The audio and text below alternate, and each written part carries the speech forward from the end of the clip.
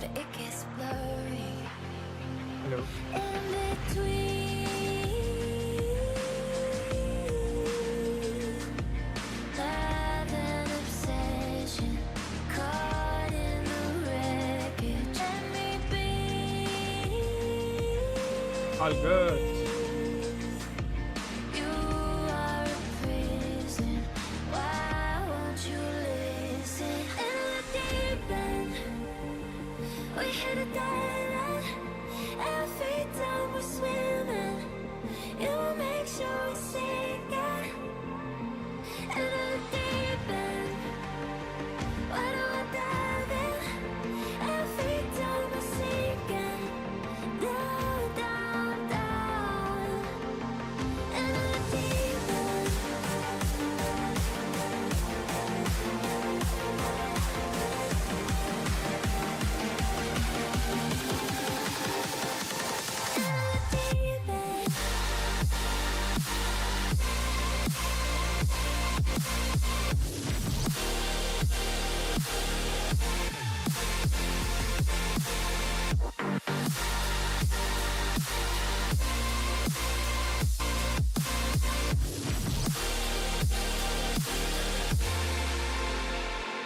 You're Oh, an ocean fine. with an angry heart overflowing till it all goes dark. Let me You'll just check keep it. trying Yeah. I forgot to switch on the light, guys. the scar. My bad. I don't need I was a you little no more. unprepared today. Sorry. That's the best part. In between All right. love and obsession, Cool. caught in All right. We're good. We're good. We're good.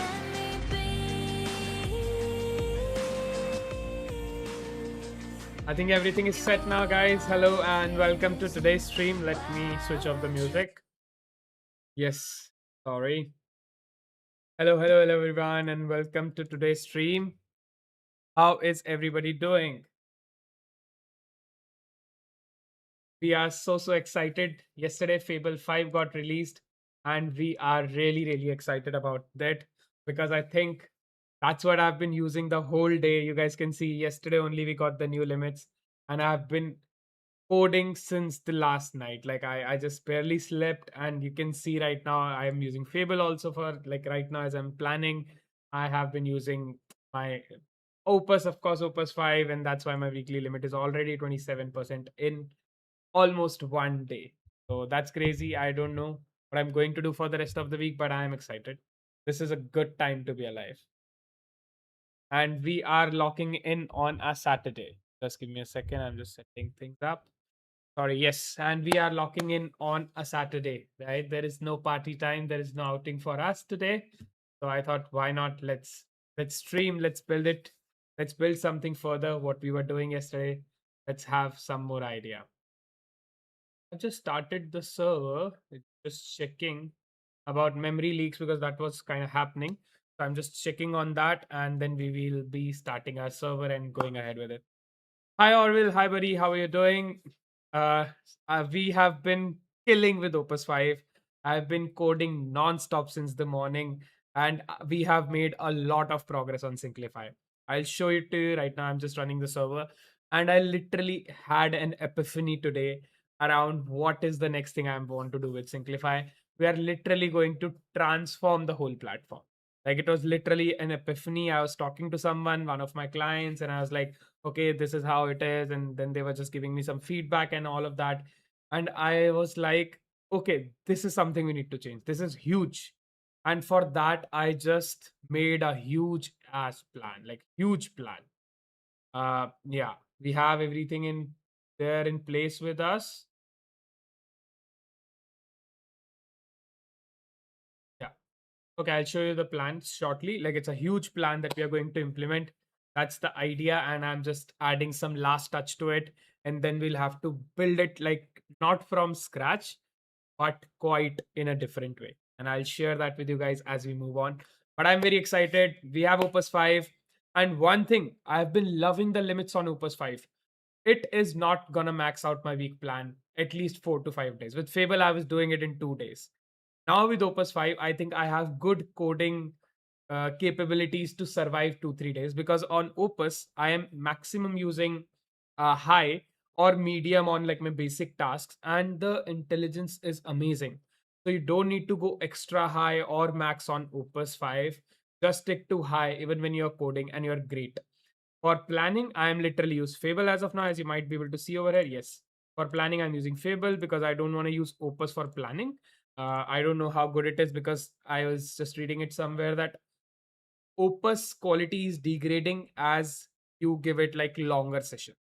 So I don't want to make my plans with Opus till the time I have more definite idea on it. So we are going to make our plans with Fable and execute everything with Opus. So I am super stoked. I am super excited what we are going to do, because we have really, really long sessions going to be running. We'll not be touching the code. And in the meanwhile, we have a few more things to discuss. We will also be discussing about Y Combinator. It's literally the application is 2 days away, and I want to fill something up. Last time I pitched with a working product, it did not work out. The pulse that I showed you guys earlier as well. This time I'm going with the idea. And today, on today's stream, I was brainstorming a lot around the idea today afternoon. And on today's stream, we will finalize the idea and kind of move ahead with it. So that is another exciting thing. And the rest we will carry forward on a lot of updates. We need to catch up on a lot of updates that has happened in the last 24 hours. So why not? So yeah, once this is landing, then we'll see. I am just gonna read this for a minute. I've read all 3 documents plus both workbooks. Yes, Synclify can do that for accounts it connected better than the manual version. Entirely public data. Superb. The real sheet and benchmark sheets are queries we already answered. Answers just the real gap. Carousel slide text, first frame hooks, hook type classification, transcript based voice profile, comment mining, the findings engine, deep backfill, and sub account funnel. So the audience language and question background has no that need a comment table plus. Okay, super.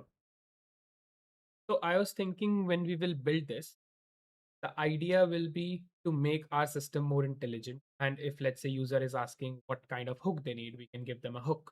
If they're asking for a script, we can give them a script. If they're asking for caption, we are giving that.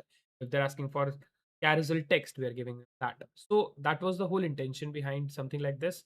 I want our implementation to be as detailed as we have. You can implement it as a feature on different dashboards or within the chat, of course, but this is something I feel we should have.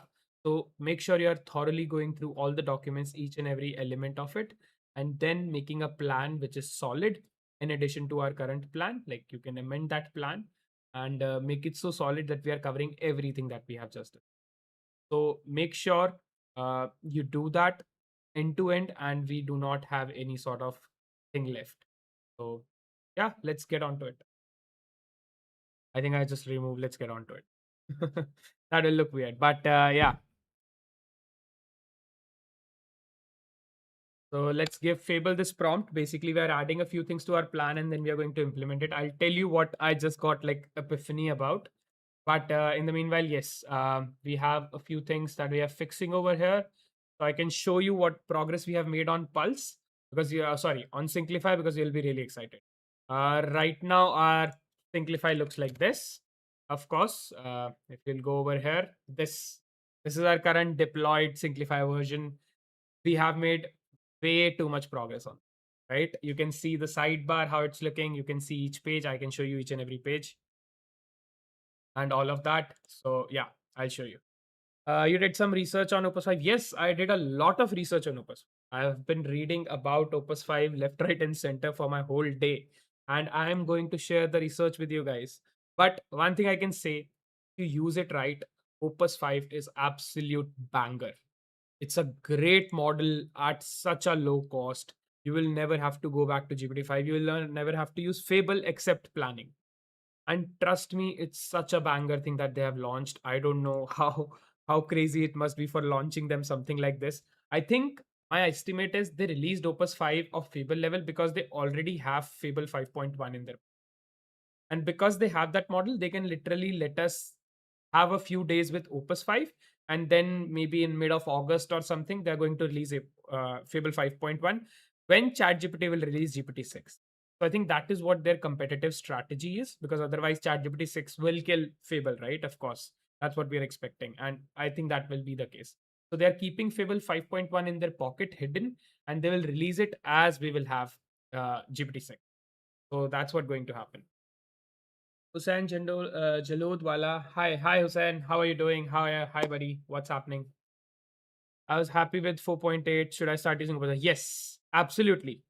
Start using Opus 5. My suggestion is, if you want to save your usage, go with medium only. You don't need to go with high, extra high, or anything. Opus 5 is pretty good with medium effort and reasoning. So do not use extra high or max for any reason. Switch to Fable for that, and use only maybe Opus High when you're coding. So I'm coding, I'm going to use Opus High. For rest of my complete tasks, be it writing work, be it any sort of work, I'm literally using medium. In fact, I have one of my other machines running right behind me. I'm doing some analysis work, and it's literally running Opus 5 since the morning. That's my different account. But yeah. So yeah, as I was showing you, this is the current scenario. This is how it looks. Very kiddish, I would say, not at all to the top, but we are going to change that. Our usage limits, I'll show it to you now, and we will keep checking it.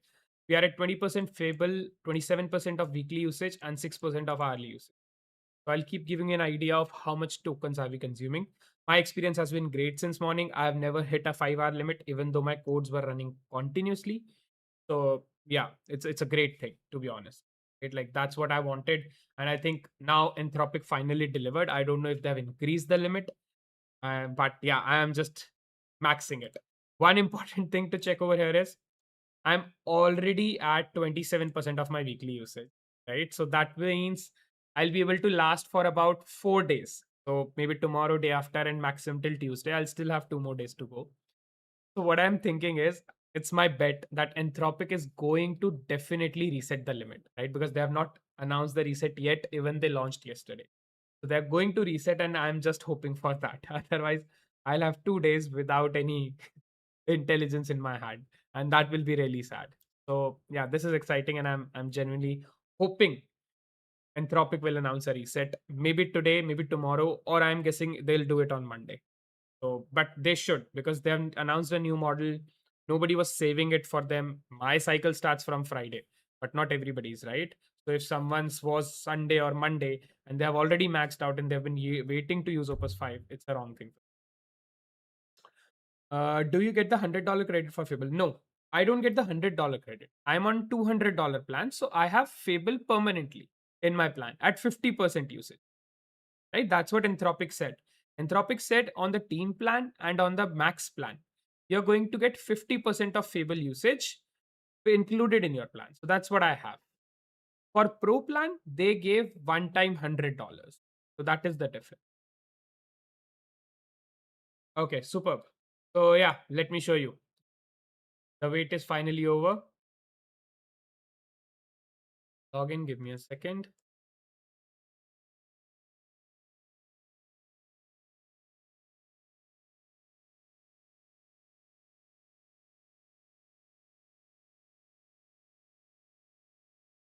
Right. So yeah, this is the dark mode. I'll show you the light mode also. Sorry, just a second. Okay, so this is the light mode. This is how it looks now. Previously, it looks like this. Okay, let's compare one by one. First of all, if you'll see the top bar, now it looks like this. Of course, these highlights, I still have to kind of make it better, but we'll see. And this looks like this currently. Okay, you have this logo and you have the sidebar. Now the sidebar is much clean. You have much more segregation with business growth, content. Yesterday, if you remember, Orwell, we had almost 15 options over here. So I compressed them, merged them, moved them in a way to make it look more cleaner. Right? That's what I did. Can you brief what you did these 12 days? Okay, sure. It'll be a little hard, but I can try. For the 12 days, what we have done. Hussein said, great going, Sergi, on building the product. Also followed you next. Thank you so much, Hussein. That means a lot, buddy. I do keep posting a lot of updates on X, so that really is a great thing. Thank you so much. You can always keep checking out, and please Be here, you'll learn way more than you'll learn on X, because here we do real time implementations with real things. But thank you so much, man. I appreciate it. Yes. So, yeah, Orville, I was coming to that. So, in these 12 days, I think when we started, the very first thing we did is we started with redesigning of Synclify. What you see over here was something that I started 10 to 12 days back. Initially, I was showing everybody my products that I've built and all of that. We built a product like Pulse was already there. We added a few features, we fixed a few bugs in these 12 days. Then we were also working on a jewelry startup.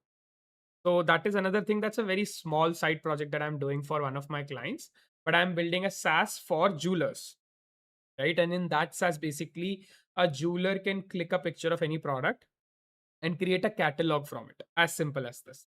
So we were working on that. It's not live, but yes, that's another thing. Then next thing we did was we also updated this website of mine. This is my other company where I do content management for a lot of creators and entrepreneurs. So this is something that we actually build in those 12 days, end to end. We in fact have to make some further improvements to it, which I have thought today. But maybe tomorrow's stream or sometime else we'll do that. But this is again one more thing we did. Apart from that, we have discussed so much. If you will follow me on Instagram, and if you'll go there, you'll find all the shots from different streams. We have been discussing a lot of AI terminologies. We have been discussing a lot of concepts. We have been looking at all these model launch, right? Like we started with Fable, we went to GPT 5.6, we did Kimi K3, we did Quen 3.8, and now we are doing Opus. So we actually discussed all the different model launches that have happened in the past month. So yeah, we have covered a lot of things, to be honest. So all of this, and apart from this, we built two pre skills also. If you'll go to GitHub, if you'll go to my GitHub, basically, you will see two different skills which are doing okay. One of the skill is at 78 stars. This is a frontier skill. So basically, I built it when Fable got banned and it came back and it had less usage. So what we did is basically we made your Opus, your GPT, your Gemini output close to Fable. So whenever you'll use the skill, the output that your Opus will produce will also be somewhere near to your Fable, right? So that's what we built, and we built it with Fable. So it knows, we verified it with Fable. And another skill was this production audit, where basically after you're done with your whole code base, you can run through this audit where it will check on 24 different lenses to check failure modes, to check claim versus code attacks, a DDoS type attack, LLM quality, abusive and limits. So it will check all of that and it runs on loop. So you don't have to worry. It will literally take up all your usage, but it will find like hundreds of bugs. Like my own code, it found out 1,300 bugs to be precise. Like small things that LLM misses, it breaks or it does not get complete, right? So it figured out everything. So yeah, all of this is something we have done. Interesting. Thank you. Future is looping. Actually, future is graphing, and that is on our agenda today. We are going to learn what is graph engineering. We have been working with loop engineering, right? There is new thing in the market, which is graph engineering. So this is something we have on our cards today, and we are going to learn with it. Because as I think the founder of OpenClaw himself mentioned about this graph engineering. So this is on our cards today. What even is graph and loop? We are going to learn around it. Yeah. So this will be another thing we are going to cover today. But yeah, as you can see, so I was showing you guys. So this is right now the current left hand side bar, and this is what we have changed. Way cleaner. This is how the dashboard looks. Very clean, important information. Here it looks too much info. Makes no sense.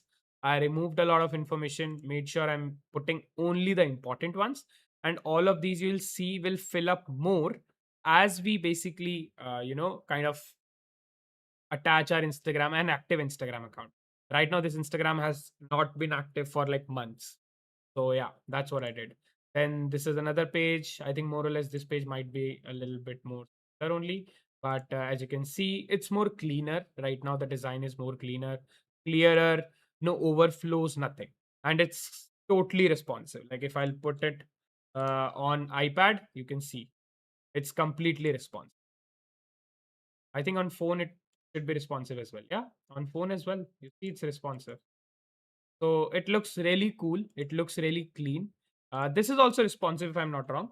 I made this also pretty responsive, but now it's even better. Yeah. So it looks like this, right? Like you can see on phone, it's okayish, but now we have this. So it looks way cleaner. Let me know what you guys think in the chat, of course. But according to me, it looks definitely way better. Right? We have all of this. But yeah, I think apart from this, we have cleaned a lot on our AI assistant as well. We have renamed it to AI Studio, of course. And over here, if you'll see, we have made it much cleaner. Uh, yeah, AI assistant looks like this, right?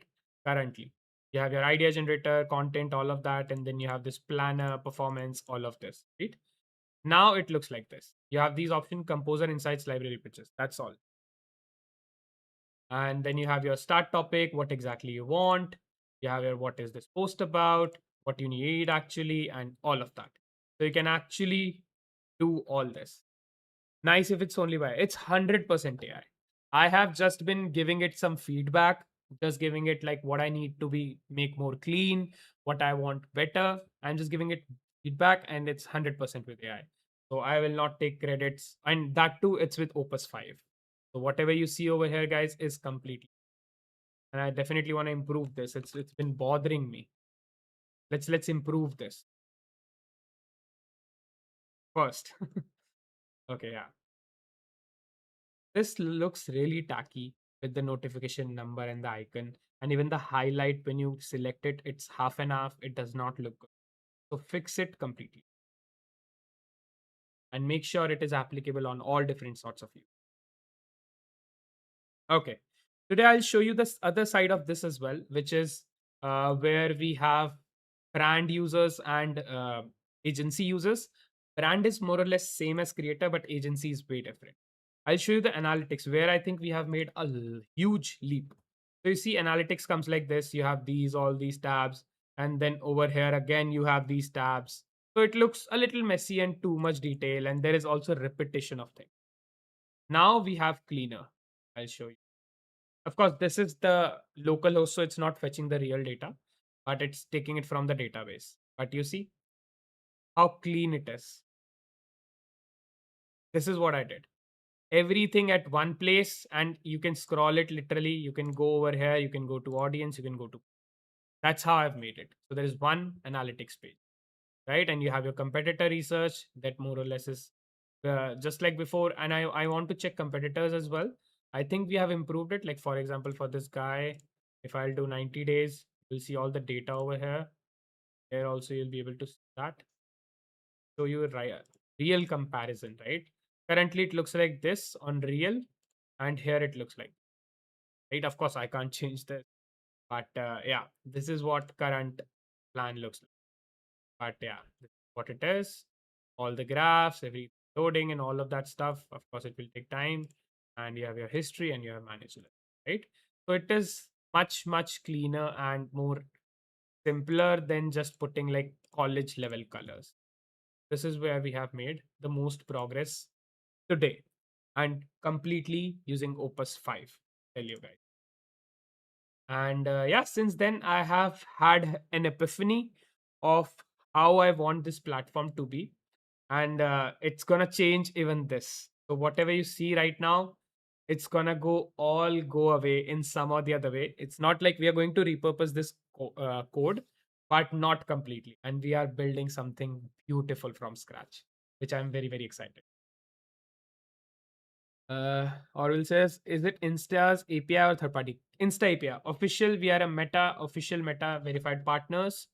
You can check it on our homepage as well. We are Meta business partner. We are official Meta partners. And that's how we have been doing. So we are, whatever data you see over here, whatever information is fetched completely through Meta API. We are not violating or even want to violate it. Right?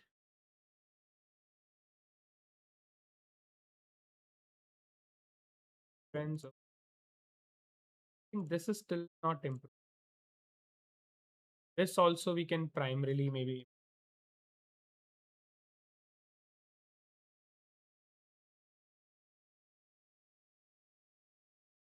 And in this competitors,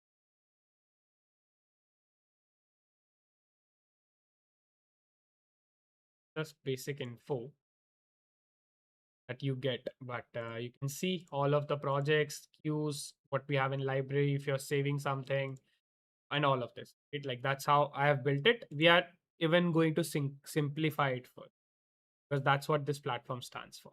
Right now, it's refreshing because it's changing stuff. As you can see, we are changing this. It literally hit the icon, so we'll have to reprompt a little. But let's hope if it kind of fix it itself. That's why it's refreshing again and again. You can see the flicker, but it doesn't look good, right? Like the icon is completely. That's what also we are going to. Then you have your collaboration in all of this. This is also there, right? Right now you see it's slow because it's literally calling the production DB from local. That's why. But yes, all of this you can do. You can create invoice directly from here. You can set your milestones and all. And we are going to simplify it one step further. Okay. Yeah. So this is the current one, and that's something that I showed you is something we have built the last 24 hours. Uh, and more, of course, not exactly last 24 hours. So now we are going to work for it. As you can see, we are a Meta verified Meta business partner. Stopped. Still working. It's verifying. So, but yeah, our new plan is almost ready as well. So we are going to give it on a new branch and start from it. And we'll have this agent running shortly. Let's check our usage. Just with this plan, Fable has taken over 2% usage. And with both the outputs, we have already consumed 2 more percent of our weekly. And session usage, we have used 8%. Wow. That's but yeah, I think that should be fixed very quickly.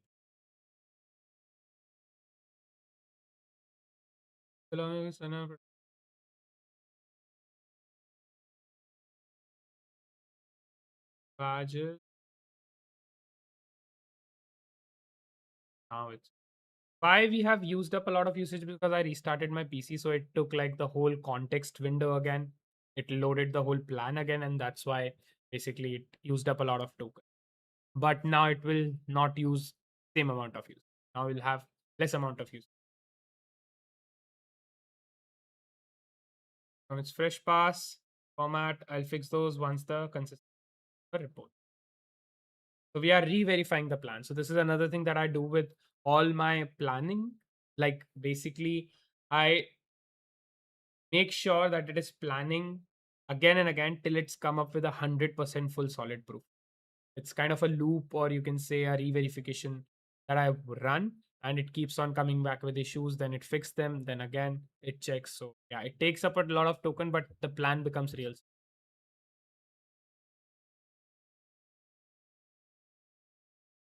Next is this we're going to do. But yeah, apart from this, I still want to fix this. It looks better, of course. The highlight has gotten better, but the icon itself is hit. That's something. Yeah.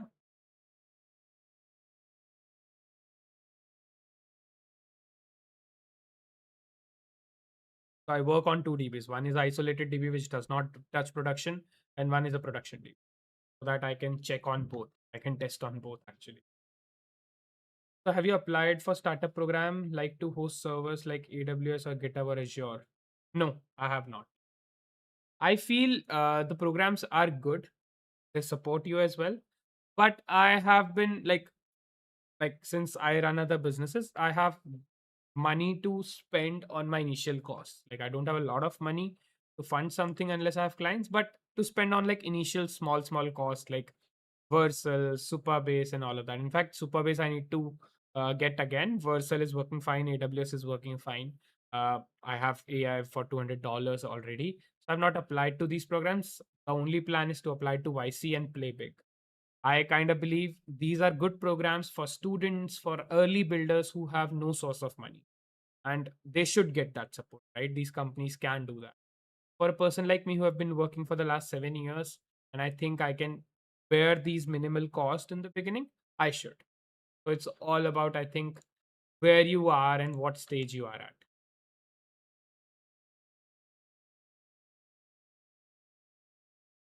All of this, and this wondering. You see the box when says selected to add text, the whole outline does not look nice. So we can do this and also make sure it is there on any other box as well. Uh, and also, do you think first let's that I want to one by one. It's still not done, but head cluster screenshotted it, recaptured, might see it, and figure out that we need a little bit bigger. Let's see what it comes. Basically, it screenshotted what we have made the change.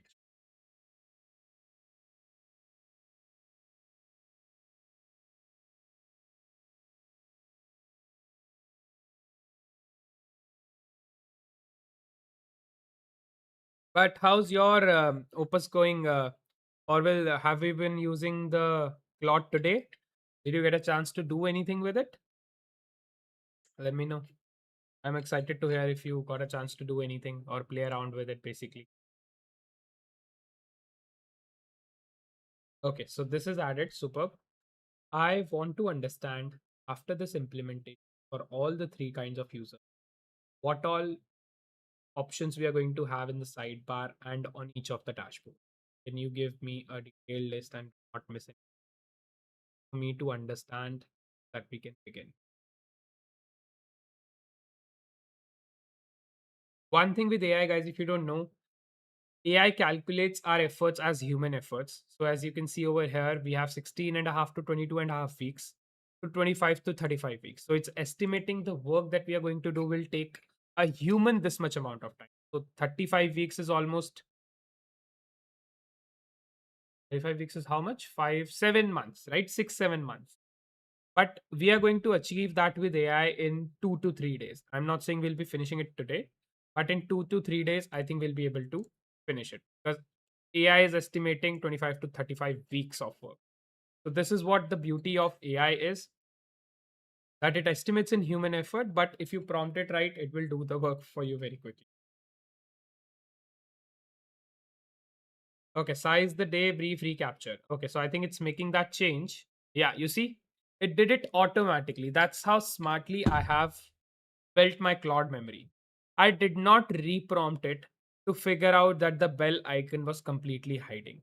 It went ahead, captured a visual screenshot, saw it, and did it again.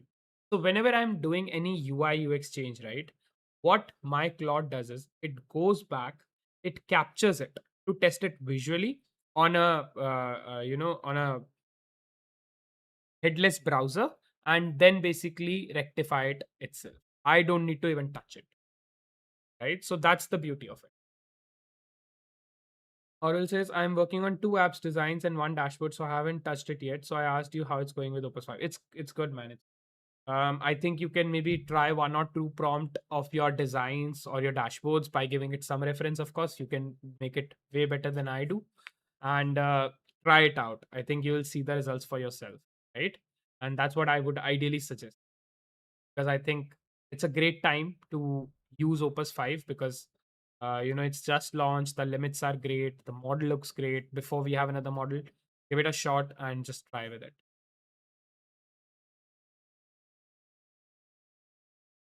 So I think yeah, it's done almost. Inside the button, you see the geometry is inside, so it works. Like, that's how smart AI is, guys. Yeah, so this is something I wanted to read. Common to all three tools, we have global Chrome. Assistant, of course, that will work on the homepage, and we have settings, that is common. Then in creator, we'll have plan, which will have post pipeline, calendar, the 90 days plan, and all of that. We'll have work, which have collaboration, contacts, campaigns, analytics. Okay, in all of this. Brand will have again same things, and agency again. And team members, we have this. Can you tell me if we are removing any option or any particular tab or particular page? from this new system. Okay, I want to copy paste this. So I know how my code is going. Right? So I usually keep making documentation for my work, and that really helps me. I think everybody should do it. Okay, I think yeah. After that, I left with 5 days, so I'm making a Figma plugin, almost done with planning and 20% done, and did a small prototype for the freemium part. And after a few tests, I'll add few pro features. Great, man! I'm excited to see. Uh, Definitely, I would love to see what you come up with because I guess it will look amazing for sure. But it has your intelligence and AI intelligence combined together on design. So I am genuinely excited to see what you come up with. So I guess 5 days will be enough. Yeah, I think 5 days are more than enough. I think maybe 1 day to 2 days are good for AI, and then for further changes and improvements you're going to make, it will take you another 2, 3. So yeah, it makes a lot of sense. Super. The old home dashboard, the sync bot floating widget, demotions, not removals. Okay. Merge, internal removals, one access. Yeah, that's great if you're not removing any features or anything. But I definitely don't want repetitive buttons for different features. Like, we have something in content, then again, same thing in AI Studio or something. It should direct them, or it should be like a pop up way or something that we have in content for ease. Like, the biggest benefit for anyone to use this platform is the ease of use. And if we cannot provide it everywhere and anywhere, then the platform makes no. So make sure every feature, every element, every page you built has the most ease, most good to the eyes, look amazing and all of. So yeah, for sure, make sure of that in every place.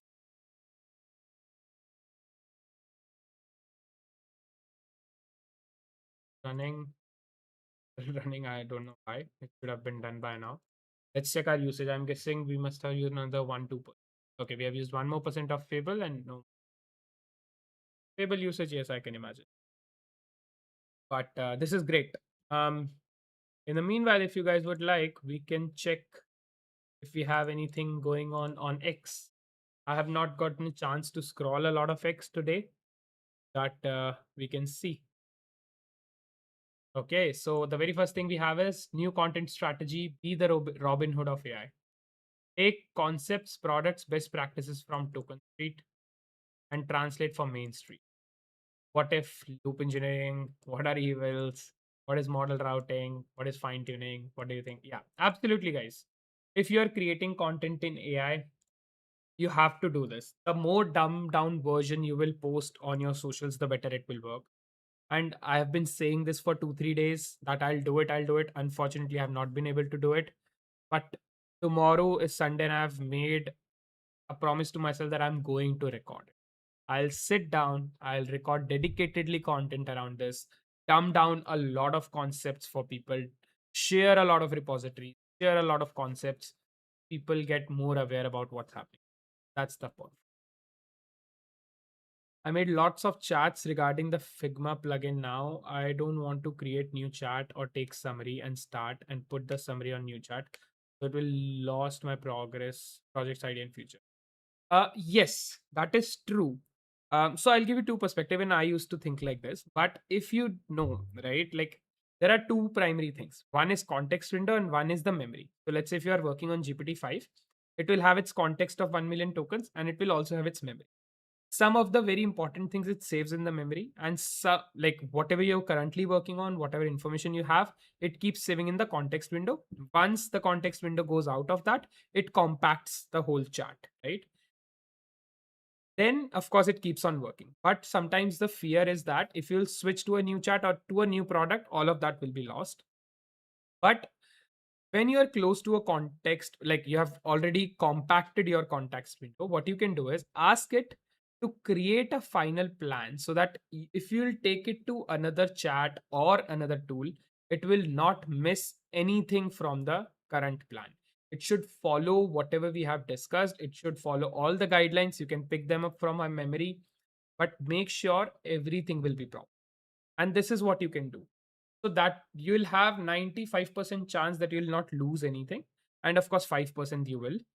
also get the prompt from it, like what prompt do I need to run alongside it so that my new tool or chat can understand the whole code base or whole process and plan. And that's how you kind of work. Okay, yeah. All right. So we have made this plan. This looks good. Okay, so when we will start implementing this, not now, are we going to use a completely should we use a completely different branch? And are we going to repurpose our code? And what's going to be the scenario? I'm going to switch off auto for this because I don't want it to move into coding by any mistake. Should I use project option, which is in Claude? Ideally, you should, and I'll tell you why. Because project has its own window, right? Own context window. I use that feature a lot. I have a lot of projects here, as you can see, and all this has the complete context of it, right? For example, if I'm talking about WM, these are my chats, and on each of these chats it has the context of whatever is in this project. Otherwise this chat will not have this. Like for example, this chat will not have this. So that's why these projects come in place when you're working on one thing. Don't mix up things, then you're messing it up. But let's say you are working on one project, definitely go with that. You will have context with various chats, and that's how it kind of works. So it won't forget, right? No, it will forget, but it can refer to those chats, right? If your context window is going out and it's compacted, definitely it has lost some memory, right? If I'm giving you 100 sentences and then I'm saying you make them into 10 sentences, you will lose 90 sentences. Even if you'll make the best of it, you'll lose some information. But it will always be able to refer to other chat to figure out those other 90 sentences. That's how it works. Okay, yeah, that's recording both plan. Right. Let me quickly verify the current repo. To summarize the scenario, same repo, land and tag the current design system verb first. Branch this from the settle point, reshape. Okay, super. So first I want to once. Wow, it's taking so much time. Yeah. Why is Opus running so slow? I literally gave it one simple UI bug to fix. Sometimes AI takes more time than a human because it needs to verify everything. Right? Like it's just verifying this again and again to make it pixel perfect. You see, we changed it from square to circular now, the highlights option. This is still square, of course. Nice. I like it.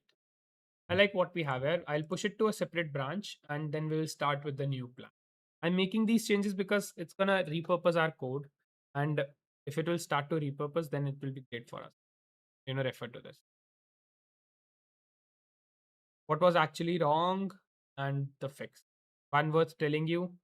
My test injected with hardware because the seeded have 0 100 notifications, so every user's screenshot was of my injected dev. I only caught it when the geometry stayed identical after the change that I should move. Wow.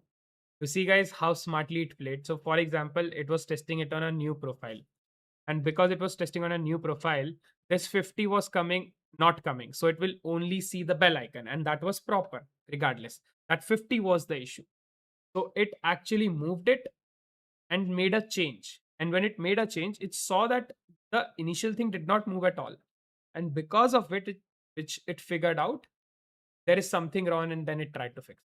That's why it took so much. Yeah, so let's do this. We are giving it this. And then we are going to just push the code and start working. This is the final prompt we are running before we get to the new implement.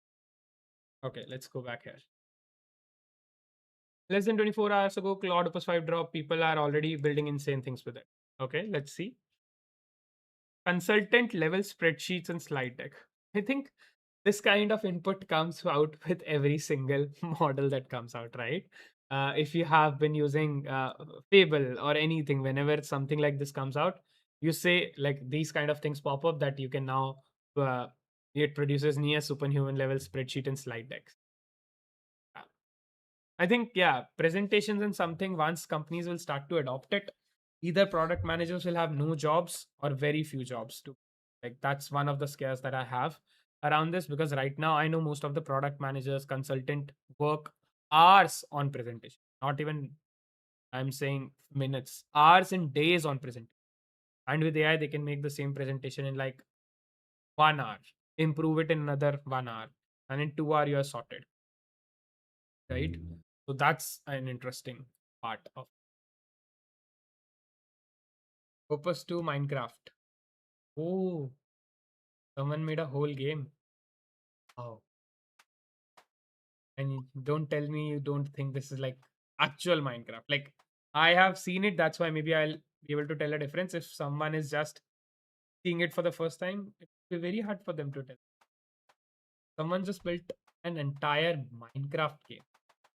It has all these earth elements, water, the sheep, the trees, flowers. Like the detailing is so amazing. And you can do something like this as well, right? But you need a detailed prompt. If you'll just tell it, okay, go create a Minecraft clone, it won't. You have to give it a detailed prompt to understand what exactly you need, what kind of base you need, how it should function, what should be the physics like, what should be the UI like, all of this. Chaitanya says, "What doing?" Okay, so Chaitanya, I don't know if you remember, we were working on our platform Synclify, right? And this is this platform that I showed you, and I showed you the internals, like what exactly it is as a platform. We are transforming it completely. We have already done a like decent job for the last 2 days to simplify it, and now we are going one step ahead to make it even better. That's what the plan is. So yeah, we are working for that. People can make good Excel dashboard templates and sell it as a exactly. People can make great dashboards. I'll tell you. So I know this person. She's from Singapore, and she's really great at her work. I'm not doubting at her work, right? Like she's one of the top people in their work. She's, I think, 45 years old, so a little on the older side, but she has no idea about how to make good presentations, even with AI, right? People are not ready to adapt AI. They are not ready to use AI. And she just came to me like, Apoorv, can you make a presentation for me? Since I do some other work for her, I just did it as it is. But if someone would be at my spot, they could have charged her $200 for a simple presentation, or it will take like them maybe 1 hour, 2 hour best. But you can charge like $200. So it's crazy, right? And that's what AI is going to do. Like the people who are going to use it in the right way, they can make a lot of money. All yeah, right. Like I think that I'm genuinely telling you the real case that happened. Okay, yeah. So it figured out that it was focus ring that was not proper. So it's just trying to fix that every. Now there are so many boxes that we have across the tool. Gonna fix it. 6 months back or even 4 months back, this was not possible. I had to give it each box. It will still miss out a few box. I would have explained it exactly how the outline is. Now it can figure it out itself. Now I just give it like a screenshot and figure out which outline I'm talking about. How is it not good? Otherwise, previously you have to say, okay, on the left hand side, you see there is an overlap or it's getting cut. So it should all be purple or whatever it is. That's the way things have changed. Does good college matter for placements? Um, It does in the very, very initial level of your career. If you are going for on campus placement, it does not matter, right? Because you are already there in your college, they know who are they coming to. For off campus placement, it does matter. And how it matters is in your package primarily, right? You can get much better package if you are, of course, from tier one college, but you can get in the same company. And then your skill matters, right? If your skills are great, maybe you will join at, let's say, 10 lakh per annum. Some NIT, IITN will join at 15 lakh per annum or 20 lakh per annum. I'm talking about the same company here. And eventually you can surpass him if you have a good skill. The other way to reach 15 to 20 LPA is if you have some proven work, be it your internships, be it your projects. If you can prove them that, show them that, and you can ace your interviews, right? Good colleges are not just about name. the students that are studying there are also elite, right? If somebody's scoring great, like, in exams, great entrances and all of that, they are intelligent. So they can ace their interview. So if you can also ace your interviews and you have internships, projects to show, then good college does not matter equally. Of course, it has some weightage, nobody can deny it, but it has not a lot of weightage.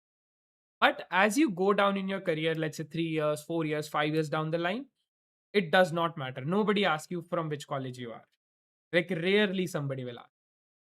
And if you have done good work in your previous jobs, if you have done something else, something out of the box, you have built something amazing, then that is all that matters, right? How you present your skills and what you have done is all that matters. So it's just a matter of 1 2 years in early in your career, and then it's all your 12th percentage. No. So 12th percentage just tells them maybe how good you were in your education your whole life. Because understand one more thing, guys. This is one perspective I'll give you. Maybe I'm wrong, maybe I'm right. If you have scored well in your exams, right? 10th, 12th, college, everything, like whatever you're doing, and if you're scoring well, that basically tells the interviewer that this kid has been disciplined. So in the first placement, it might matter. In the second, third placement, it will never matter. Like after you go switch your jobs or get more experience, then even if you'll not write your 12th percentage, it's totally okay. Just the very first placement that you get right after out of college, that is when it matters tiny bit, like 1 2%. So if someone has, let's say, 80%, you have 65%, and you're on almost equal skill levels, of course somebody will choose 80%, right? That's all how it matters. In 10th, in 12th, 64.33%. In 10th, 91. Wow, man. 10th is great. And 12th is also good. It's not bad. You must be preparing for your entrance exam. That's why it must have tanked, right? Like, that's what happens usually. So it's totally fine. If you have gotten into good college, then it doesn't matter. If you have gotten into decent college, I would suggest prepare some projects, do some internships. Then again, it will not matter. So you have to just prove that what you're doing is right.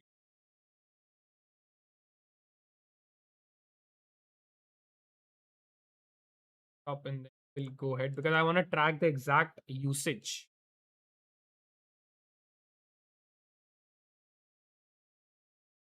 So I'm thinking about switching to Opus 5.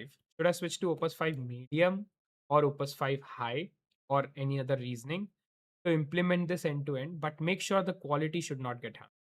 Quality should be top notch because we have a solid plan. But before we do anything else, tell me which model and reasoning or effort I should choose. Think thoroughly, looking at the whole plan, and then tell me. This is our plan, guys. You see how detailed it is? This is the whole plan we have made it. 400 lines of plan only. And I'm using AI only, it will suggest. Below decent college with 64% in 12th. Okay. So don't think it that way. Okay. Just stop thinking. If you already know it, stop thinking about it because you can do nothing about it. Right. Now just focus on good projects and good internships. If you can, if you'll make good projects, you'll get internship. If you'll do good work in internship, maybe you'll get a PPO or you'll have a strong thing to show everyone. Right? People at the most best college, they don't usually even do internships. So you'll have an edge over there. So don't think about it anymore about your college or 12%. Just focus on projects in it. Opus 5 launched. Yes, Chaitanya. Yesterday it got launched. Yesterday we had Opus 5 launched and we are using Opus 5 since yesterday. It was amazing. The feeling was great. I've been using it since the morning, doing some great work, and it looks promising. It looks super promising. My recommendation, have weighed it against the plan actually demands Opus 5 on high as your workspace, with Fable 5 reserved for small set of high leverage moments. Okay, superb. So it itself told us to use Opus 5 high. So we are going to do that actually. I will switch to Opus 5 and we are on effort high. So that will be good. Benchmarks, give me a moment. I'll show you. I'll actually show you the benchmark. Okay, so it's added. Superb. Okay, great. So if you think everything is done, so let's push all this code into a branch. So let's not touch the main branch at all. It's in the production. So let's push everything into the separate branch, and then we will work ahead further. Yeah, benchmarks. Let's look at benchmarks. I'll show you the. You are in for a ride, my friend. Opus 5 and Anthropic. Okay, look at these benchmarks. Opus 5 is crazy good and next to Fable 5. On a lot of benchmarks, it's even better than Fable. You see over here, 43.3%, 33%. It's better than Fable, I am talking. I'm not talking Opus 4.8. 4.8, it's significantly better. See this? With Fable 5, it is better. Fable 5 is good on a very few things. Like here, 63.9. Oh, they changed it? No, no. 53.5, 53.4, 56.5, 56.3. So slightly, Fable 5 is slightly better on a few things, but Opus 5 is way better than everything else. In practical use, these are just benchmarks. In practical use, I've been observing Fable is still better and stronger when you're planning. Fable is still better in front end. So these are the two leverages I think Fable still has over Opus 5. But yeah, like I think with the pricing, with the reasoning, with the intelligence that you're getting, Opus 5 is a great win-win. In fact, you will check on cursor bench. I'll show you. Yeah, see this. Opus 5 Max is literally just 0.5% behind uh, Fable 5 Max. And Opus 5 Extra High is better than Fable 5 Extra High. Opus 5 High is also better than Fable 5. So just imagine the level of intelligence you get. And the pricing, you see this? Opus 5 High is $3.91. Fable 5 High is $8.77. That's how good Opus 5 is. So benchmarks, Opus is killing it, absolutely killing. Opus 5 is genuinely competing with Kimi K3. I think it's better than Kimi K3. Kimi K3 is good on one front with Opus 5, which is front end. According to me, I have not tested it. I don't have Kimi K3. But what I've been reading and researching, Kimi K3 is only good at one thing, which is your front end. Apart from that, Opus 5, I think, will beat Kimi K3 on every front. What skills do you use in your project? I use a few skills. I use my UI UX Pro skill. I use taste skill. I use animate UI skill. So there are a few skills that I use. I use some marketing skill as well to keep my jargons very simple and easy. So I use quite a few skills. Opus 5 is generally, yeah, what when I was class 9, I was so overwhelmed with technology, and that time it was WordPress. So I started with PHP, built themes and plugins for clients. That's how I started my. That's a crazy good thing that you did right there, my friend. Orville, I don't think I have had, like, I had a computer since ninth standard, but I effectively started using productively from the first year of my college.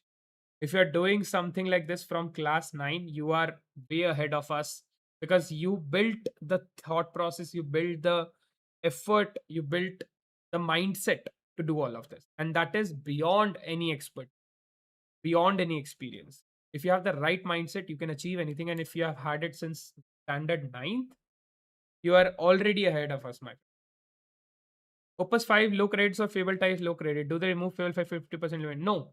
So they have not removed. In fact, what has happened is on Max plan and Teams plan, you get 50% of Fable limit. On Pro plan, you don't get Fable. You only get $100, that to one time only. And I think that offer is already gone now. So on Pro plan, you don't even have Fable. Opus 5 in terms of limit is way, way, way better than Fable. You can use your complete weekly limits, and the input output is also very cheap. I'll show you Open Router. You can see input is $5, output is $25. For Fable, it's $10 and $50. So you are getting lesser usage. You are getting higher pricing. So with Opus, you are getting lesser pricing and more usage. Okay, cool. Where were we? Yeah. Pushing it to a branch and then we can go. Yeah.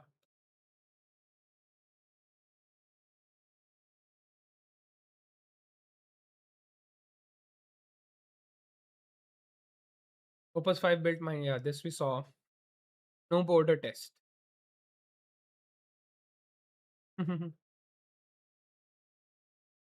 You're in which college? No, man, I've done my graduation. It's been 7 years since I graduated. I was a computer science engineer. I graduated in 2019. Now, it's been 7 years since I've been working. Been 5 years since I've been an entrepreneur. So yeah, I'm not in college. I take it as a compliment if you think I'm in college. Yeah, that means I'm looking a little young. Thank you for that. But I'm not in college anymore. College year, yeah, you're asking. But thank you so much for the compliment. You've made my day, honestly. Oh yeah, we were seeing this. This is again done by Opus 5 guys. This is one shot, and this is on par with Fable, ahead of every other model I have run.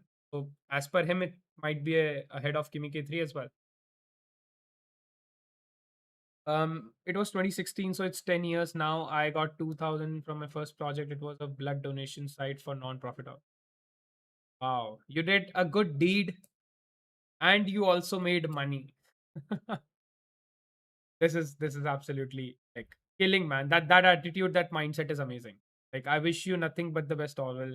I think you have a lot of potential. Just keep at it. You will do great work for sure. Uh, you have already started doing it way before I thought. Like 2016, I was in second year of my college, and I was doing internship. I also started kind of my career then and there only.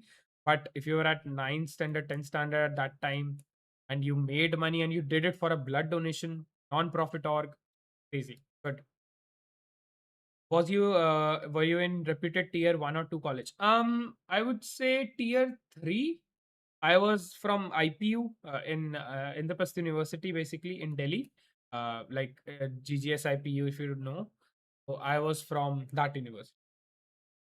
I don't know whether it's tier two or tier three. I think it's tier three. For engineering, it was good, but for other courses, it was not as such. But yeah, I think it was decent. Entire brand from one prompt. Oh, okay. What do you think about this, Orwell? What do you think about this design? Is it nice or not? Sorry. Something made this with one prompt, one shot, and basically it made all of this. The logo, the colors, the themes, all of this. Yeah. Branding looks good, right? And this was done completely by uh, Opus 5 in one prompt. So no designer involved, unfortunately. But yeah, it's crazy. Branding looks, yeah, improved better than other models actually. Yeah, it is improved way better than other models. Okay, so main branch is untouched. What's on this branch? What's on branch? This branched off this. So earlier design work stays intact underneath 4 commits rather than 116. We can review or this. Superb.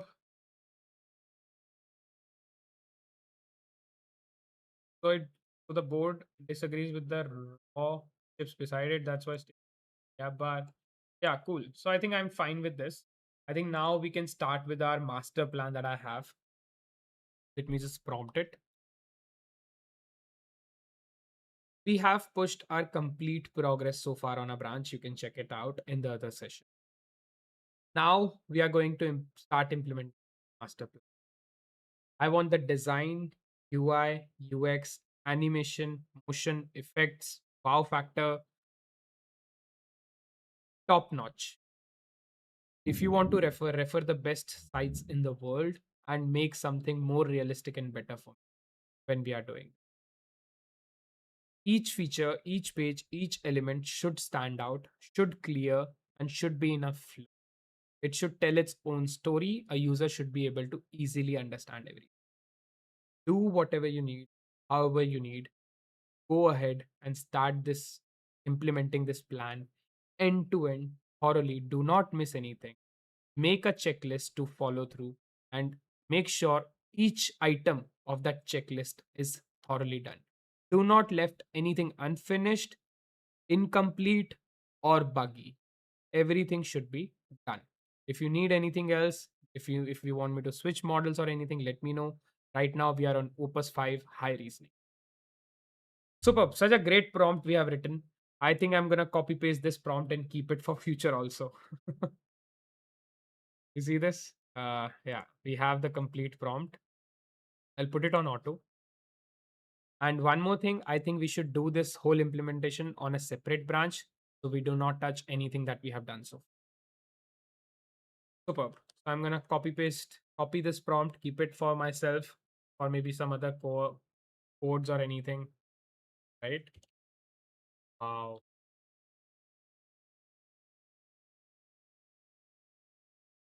Superb. I have prompted it finally, guys. We are on Opus, 1 million window, high effort. Let's check. Our usages are 23. Fable doesn't matter now. Weekly usage 29% and session is 17%. So we will keep a track of it. Okay. This is done. We look good over here. Entity link still open, all listed.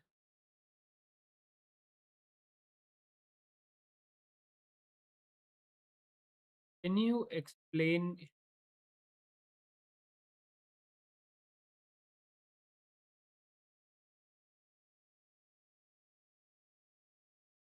Can you explain me in simpler terms exactly what is left? What happened?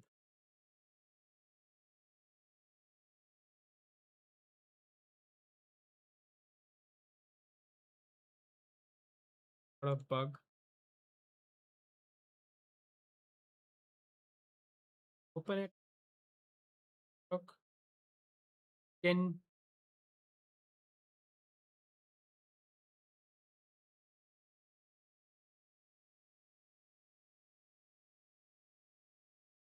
a second, guys. My speak stopped working for some reason.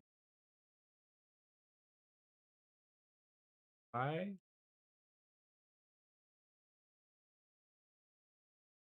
Using this tool called Handy, if you're unaware. It's an open source free.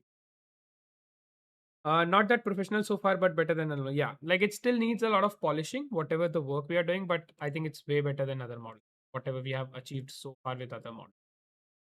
So I think, yeah, that is great.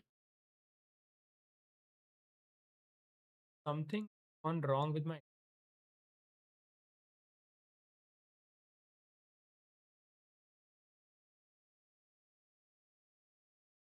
Oh, good man. But what happened here? Stock is on, model is loaded.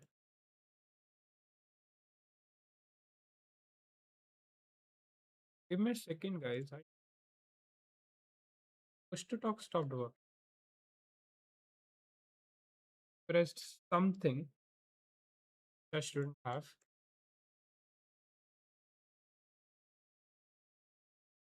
Gal sheet was somewhat right. Uh, who is? I don't know. I think you have shared something to me on X, right? We'll just I'll just see. A second, huh? Checking for updates. Update available. I'm gonna update tool. Update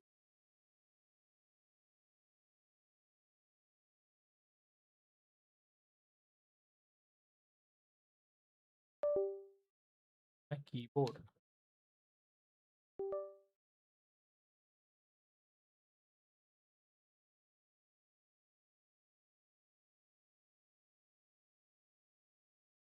Talk. My audio is coming, right, guys? Everything is good on OBS.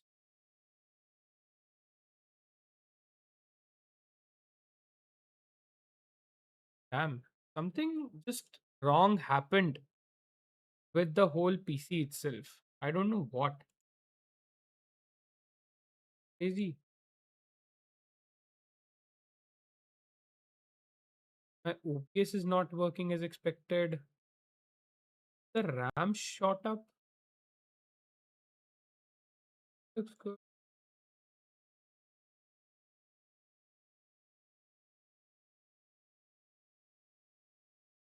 Hello. Yeah, everything. Sorry, guys. Give me a second. This is really weird bug bothering me now a little. Because if I can't speech to text, it'll be crazy. Yeah, I just did, Orville. I just checked the task manager. I'm at 62% RAM. I have 32 gigs of RAM. So everything should be fine. Can you show me some skills to improve front end? Yeah, I'll show it to you. Just give me a second, huh?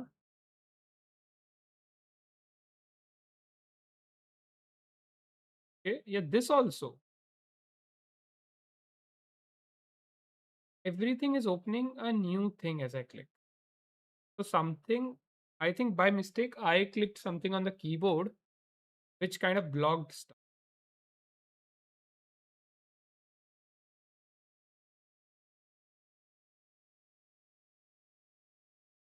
Pilot with this.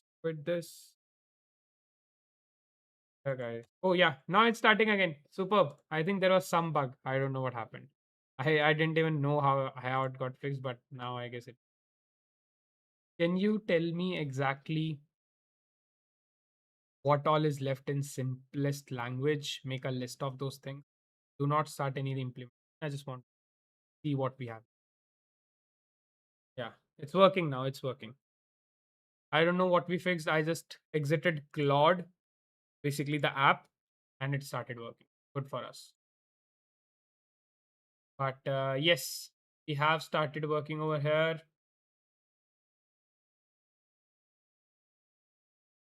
Okay, yeah, we have started our work. It's a long work, guys.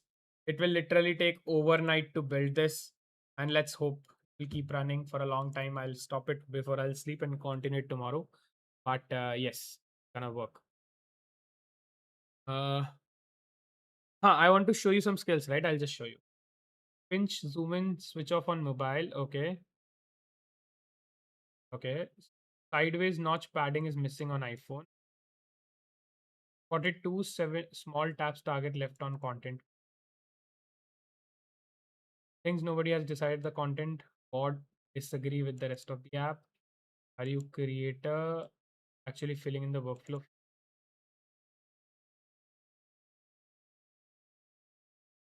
129 files that nothing uses. 9 comments on content, content revision history, ROI calculator. Delivery left all alone. Some are probably worth on rather than deleting. That deserves its own. Okay. Work from original task is done. Testing, connecting features to each other also not done. Small loser.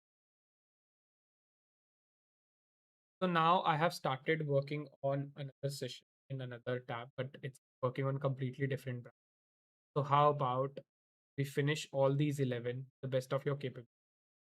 Um, Workflow fields sometimes might get filled, sometimes not. Can make a the files that you're saying nobody uses. If you really think they have no purpose whatsoever, we can think about removing it in the smartest way, or switching them on and off in the smartest way of having them. We can remove a few as well if we feel that is not mandatory. Connecting feature is very, very important. So definitely do that as well. And let's finish all 11 of these end to end thoroughly on this branch that we have. Okay, guys. So we are running two parallel sessions. So I think now our usage must be even worse. But let's run it in a bit.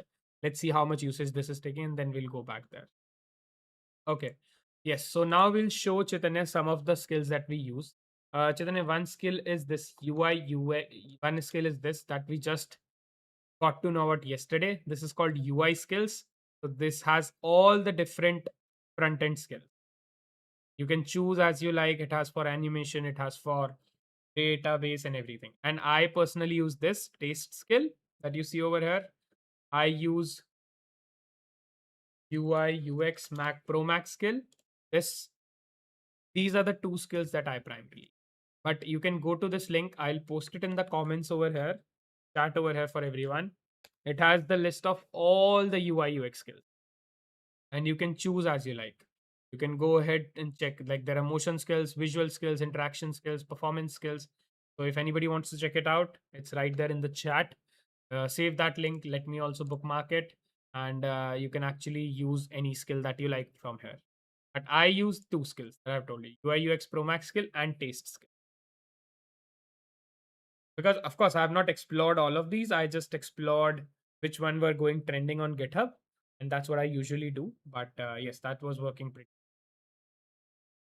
I can check if what are the repositories trending today on GitHub. First is trending since yesterday. Open code review as well. Harper, Chronos. Yeah, all of these are kind of trending since yesterday. This is something new. Alternative to Webflow, Framer, and WordPress. Okay, this is a new. What is dive into LLMs? Chinese. So yeah, this is what it is trending. I think more or less since yesterday, all the things are same that are trending. But you see, guys, how AI has transformed. On every repository, you will see some AI. Claude, Claude, Claude, Claude.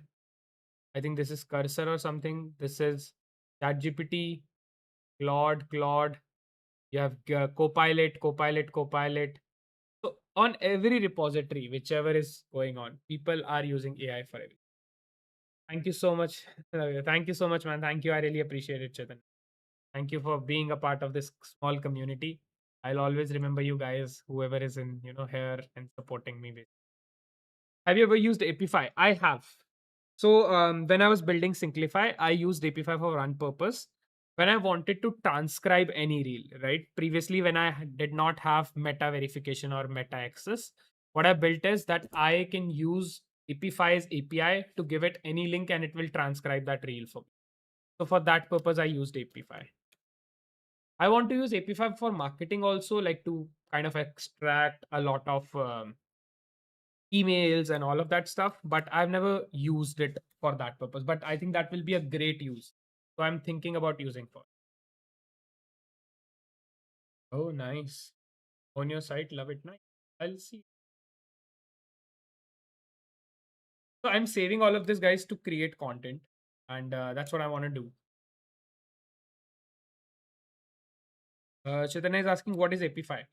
Chaitanya, Apify is, I think, world's biggest API provider company.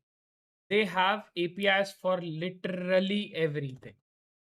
Anything that you can think of, they have APIs for that. Be it for your LinkedIn, be it for your Google Maps, be it for your Instagram, Facebook, e-commerce websites. Sorry, my bad, guys. Anything that you can think of, it has a API for that. Right? Snap, Google Fish, Maps, Reddit. So you can use it to scrap anything across the internet. You want to scrap Reddit, you can use Apify. You want to scrap Instagram, you can use, because these platforms do not allow you to scrap it, right? They have mandates. If you try to scrap from these platforms, they'll block you. They'll block your IP. They'll restrict the access. But with Apify, you can do that because they rotate the IPs. That's how they basically give you that access. Free APIs? No, man, no. It's not free. It's free to an extent. I don't know what their initial pricing is. Let's check. Yeah, it's free to $5, up to $5, and after $5, you have $29, $199, and $999.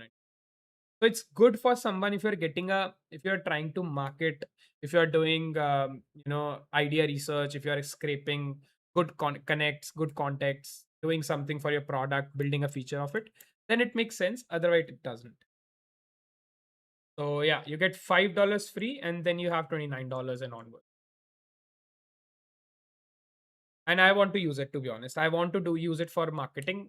But yeah, after I'm done building with this, guys, we are going to live market a lot of stuff on Synclify. We are going to send emails, we are going to send DMs, we are going to reach out to people for anything and everything, and I'll do it live in public.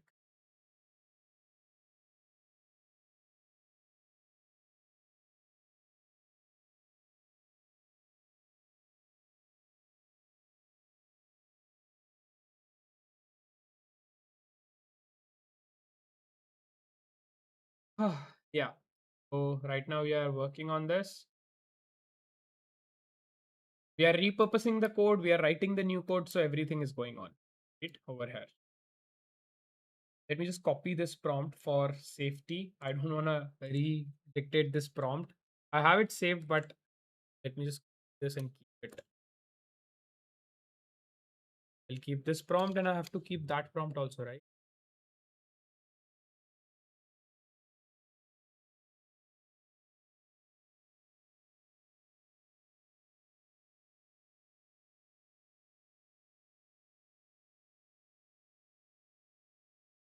Was it on this? Why did we write that here only, right? The Yeah, this one only. Yeah, this. My bad. Thought it looked too small with this much stretch bar, so I got scared for it. But yeah, now I have it. I've copy pasted. In $5, how many APIs I can get so far based on your review? Yeah, Orville as mentioning in the chat. I think I love you guys are helping each other out. Yeah, you like it depends. I think it's point 0.2 something per hit or per session or per API, something like that. So you don't get a lot of usage, but you get an idea. And if from that idea you're getting some ROI, then it's worth investing in. That's what I think. Which reminds me, guys, I have not put Instagram story today. What are you guys doing? You have to remind me every day. I'm bad at remembering this kind of stuff. Okay, so we are going to post the Instagram story. Today we are going to post it on our AI page. I'll reshare on my main page. But just to keep reminding this, guys. I don't want to forget.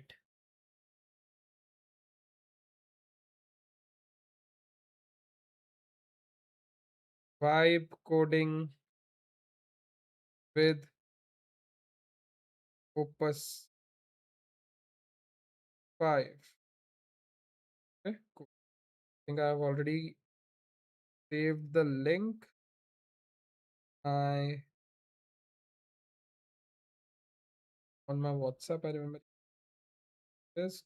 You guys have to remind me, okay? If you guys are here, that I have to put Instagram stories. We need people, of course, who we can help, right? We are not.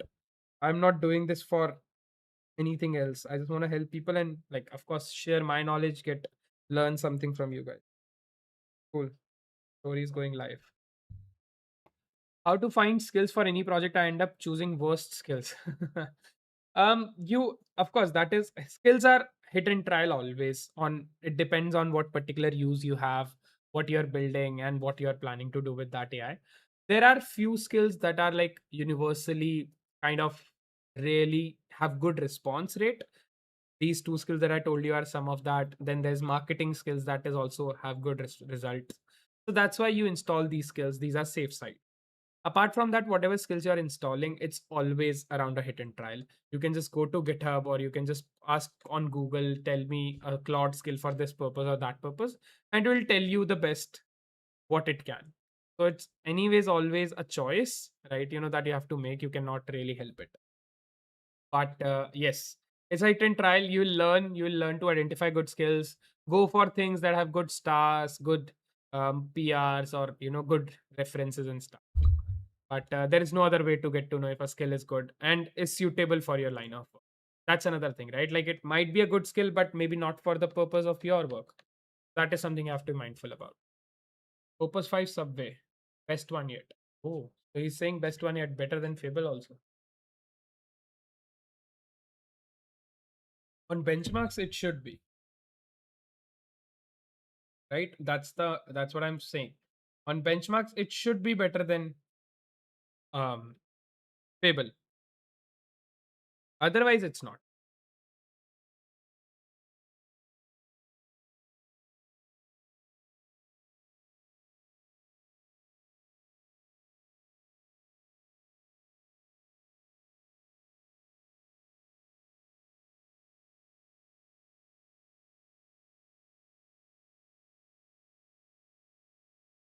You guys can of course call your friends. You can call your know anyone who is interested in AI, anyone who is working in AI, anyone, like please bring together this community. Let's make this big. I know there are a lot of creators outside India who are doing this. I am also like after got inspired by them and started doing. But the idea is, of course, to build a great community out of India as well, and of course globally. I'm not particularly saying we just need to do this in India. If you have friends abroad, if you have friends anywhere, call them up if you feel we are giving value. That is the primary condition. If you think I whatever I'm talking, whatever we are doing does not make sense, does not give value, don't call anyone. If you think we are doing that, we are making something good for the community, we are doing something productive, at least we are not wasting time on you know brain rot things. So definitely invite your friends, invite your family, cousins, anyone who's interested. Superb. Let's check our usage, guys.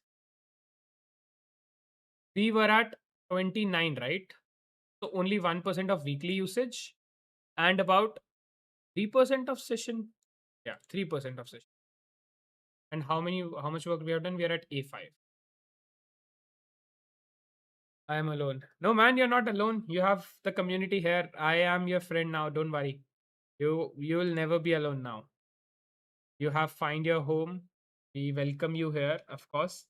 And you can always be here. You don't have to worry. You don't have to call anyone. You'll always be welcome here. Keep going. Build game character, equip, rig, and animate it. Oh, ah. Guys, just imagine how easy game development is going to get. Look at this. Look at the physics. Wow. Mind blowing. I hope someone gives like a prompt for this. So there he has. I think he has given a prompt for this. Prompt and demo link below. Oh, so this is the prompt. You see, guys, how detailed is this prompt? That's why the output is also so good. Your output cannot be good if your prompt is not good. To create this level of output, which is mind blowing, right? Which is great physics, great, UI, great everything from an AI perspective. But look at the prompt. It gave constraints, skeleton and skinning, armor layer, the weapons, the animation, the showcase, rendering, everything. It actually provided all the information, and that is the reason why the output is so good. So this is why I always say this, guys. If your prompt is good, even a bad model can make a good output. So even if you're using Sonnet, you're using Opus 4.8, you're using GPT 5.5, or even Gemini 3.1, if your prompt is highly detailed and good, AI will do a lot to make it the best of its capability. But if your prompt is not good, then it can do nothing for you. So make sure your prompts are good. Then you can literally produce output like these. You see this game? Like Like a different species of result. if you don't know game development, or I don't know game development, I don't know designing, how much time will it take me to build something like this? It will take me around 3 months to first learn each and everything, to learn the tools, and then start building, add physics, add designing, add these motions and whatnot. Someone built the whole Rocket League. I don't know how. Do you guys know what Rocket League game is? So it's a game like where you play football with cars. And just look at this. But I Look am at just this. absolutely mind blown right now. This is the only test I've done, so keep that in mind. But this is by far. And this is the exact physics of Rocket League, by the way. It has these speed boosts. It rotates. It flips. The goal goes and all of that. The animation that you Easily see. the best Rocket League demo, whatever you want to call it, that I have ever seen, and it built it in about 1 hour and a half. So definitely not a fast model, but what you see right now is RC a Rocket League normally pick up. For example, the glow on the ball. There's no reason why it should see the ball glowing and think. Yeah, like we gave Opus 5 robot arms. It can stack the holes. Just replaced Opus 4.8, of course. It's actually Fable 6. Yeah, people are saying Opus 5 is Fable 5.1 actually, and they just launched it like Opus so they don't have to go through the government approvals and everything. And they can just directly launch it under the Fable Opus name.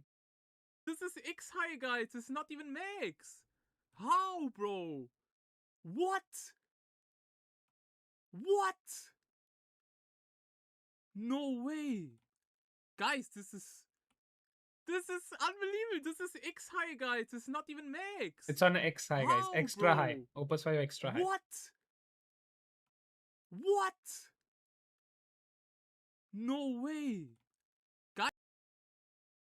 See, guys, this is the AI capability that I talked to you guys about. In fact, I was unaware of this almost 1.5 years back, and then I started looking into it, starting working with it.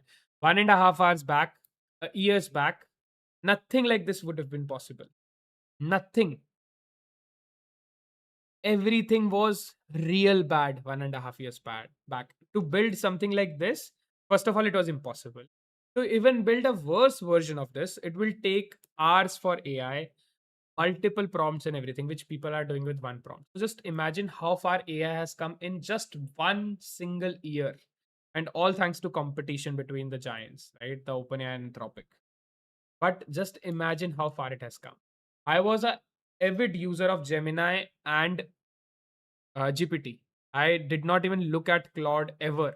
And everything changed 4 months back. I got my first hands on experience on Opus 4.6, I think, at that time. And it just transformed the way I looked at AI, the way I used AI. And I just knew at that point of time, now I can build anything I want with AI. Like, I don't need a CTO, I don't need a development team, I don't need a design team to build a product. If I'll have money, of course, get them, they will make it 100 times better. I am not demeaning anybody's work. A designer can make my work 50 times better. A developer can make my work, debug my code 50 times better. But if I don't have money to hire them, I don't need anyone. That's what AI will do for you. If you are a designer and you want to develop something, you don't need a developer. You can make the designing the best of it and let AI do the development. And in fact, let AI do the designing, also improve on it. If not for money, I would have chose game development. You mean money in terms of investment, or you mean money in terms of ROI? Like, do you think the ROI is less in game development, or are you talking about, like, you know, uh, the money to invest to learn? Which one are you talking about?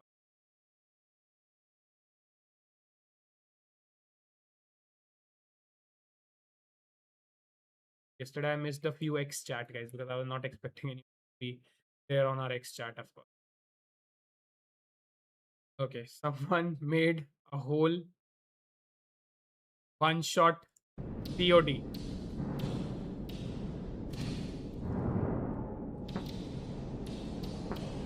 You see this, guys?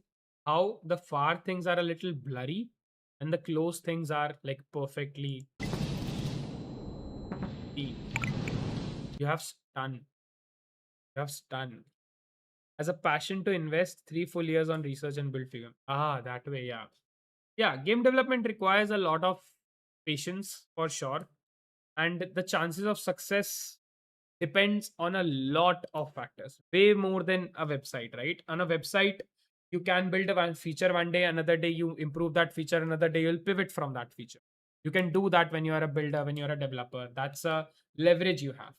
But when it comes to game development, you don't have that leverage, because your game is going to be on a theme, it's going to be on a design, it's going to be on a particular motions and physics and everything.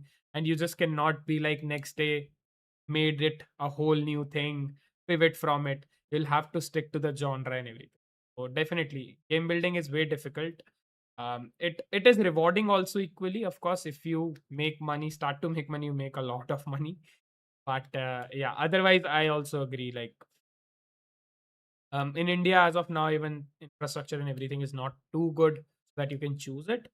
But yeah, you can see now everything is possible. So why not Orville? By on the side, you can explore some basic game development. I think you should, right? You have the skill set, you have the intelligence, you have the eye for it. Give it a shot. See what you come up with. Now you don't need to give up, and that's what the power of AI is, right?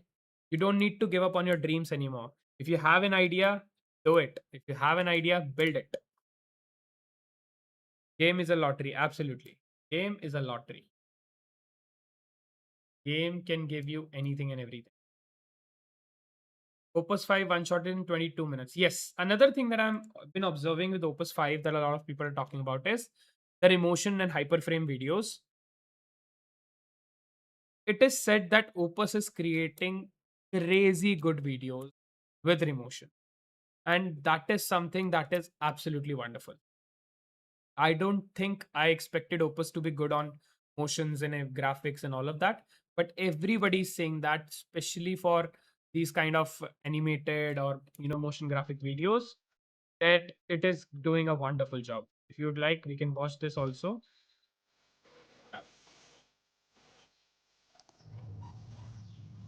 Yeah.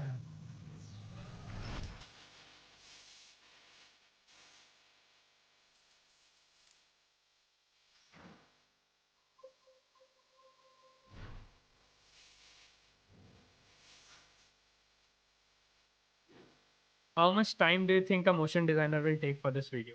Easily 3-4 days, easily, and will charge also bomb amount.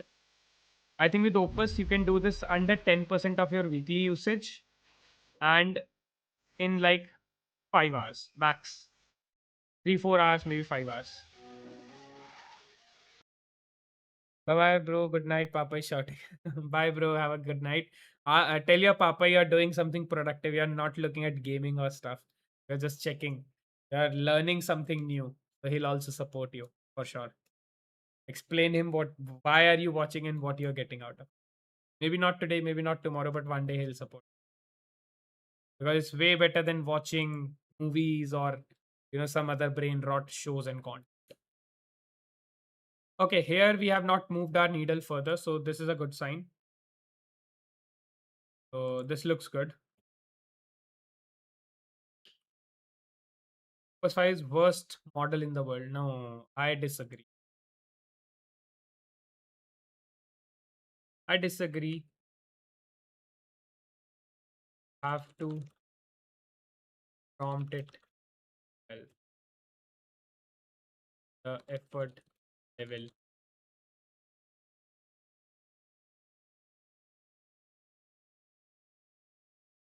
Both, mainly backend. It's not, it's really good. Yeah, $20, of course. You can't do a lot with 20. Let me check. Other doing some other work on my laptop, and it's finished also. Nice. Okay, I can start another work. This, so it will keep running in the background. I'm just doing some analysis for my other company work. So I thought I'll just keep it running. Give me a second, guys. I will just run again. Here I'm using $20 plan. It's because it's just some basic analysis, nothing fancy. So I thought, why to exhaust my limits?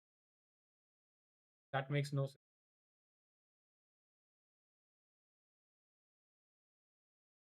This is just a $20 plan. You getting good enough out of $20. I'm using Opus 5 Medium. So Medium again is saving a lot of token.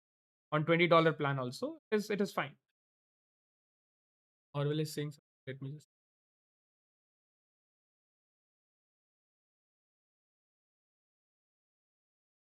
It was 2018. Overwhelmed, I developed a prototype like Temple an endless running game at the time. I had 4 GB RAM. I was pushing max limit. I left. I think it's time for you to bring that dream back, man. Don't let go of your dream if you think you want to do this and you are good at it. And if you have the right, uh, you know, mindset for it, don't give up on it. You can do it now. And I think it's great. That's what I'm saying. You took some great actions early on in your life, which will pay you one or the other day in the best way possible, right? In terms of some happiness, in terms of money, it can be anything. But I'm glad to have you here, buddy. And don't give up on it. That's something I would say. Just give me a second.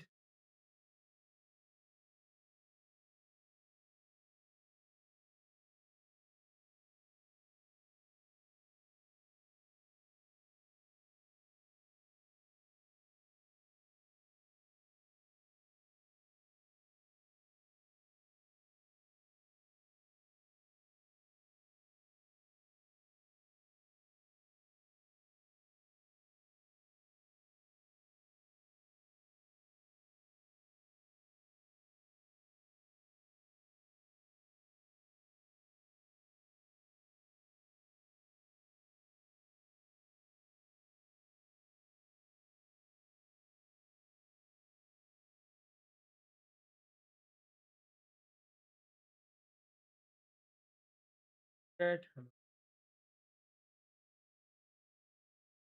I know it's gonna ask me a few, so I'm just waiting. I'll keep my laptop back to. Okay. On.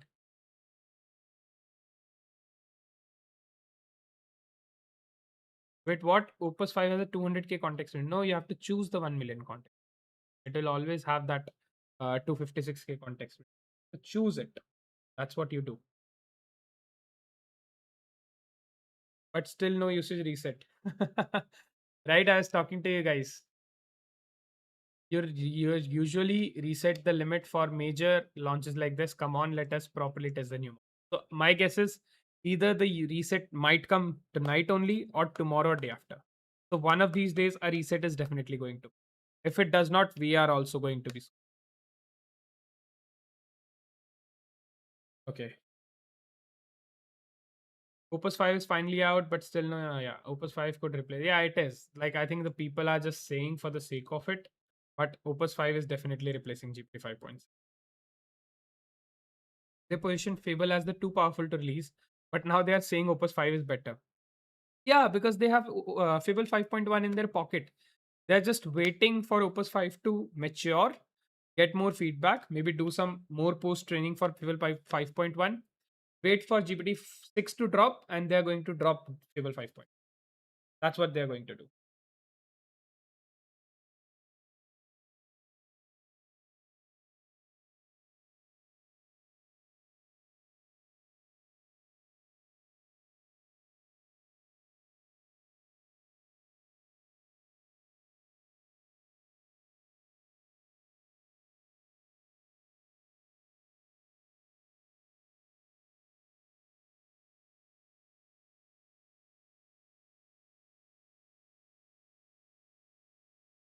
It's been blowing all day, so how's Opus 5 doing exactly? Great. For me, it's working great. I can't complain on Opus.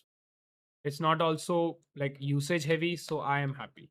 It's a little slow. That's what I've been observing. Opus 5, I expected it to be a little fast in implementations, but maybe I'm wrong. Maybe I'm giving it too much of work, but I find it slightly great model data, deeper.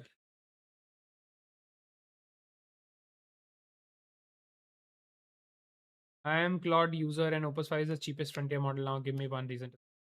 No reason. Fable Advisor now uses Opus 5 and Orchestrator. Shines on long horizon agentic tasks, so it works amazingly well as an orchestra. You see, guys, we are doing this on a Saturday night. I just remembered, like today's Saturday night. I should have maybe rested or gone out, but I thought instead of that, I would love to stream, build my dreams further, build something that I have always been loving, and like give that time. I think now I have time to kind of do all of this. Maybe soon enough, if I'll become someone, then all these Saturday nights will anyways. And now, right now, I'm using it to the max potential, so I can build something here. Okay, yeah. So I think this is started. Let's put it back. Remind me to check my laptop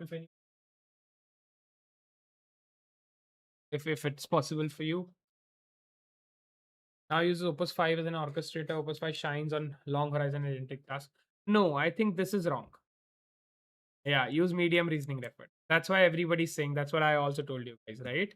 That do not use Opus 5 extra high or max. That is a kill switch. When it thinks for too long at such a high intelligence, it's somewhat hallucinating or somewhat maybe not going in the right direction and diverting. So better to use low reasoning, probably medium or high. Do not go to extra high with Opus.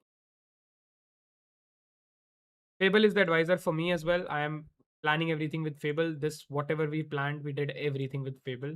And then we started using. You run QNs, restart durability together. How much have we? Quite, quite decent. Not bad. Not.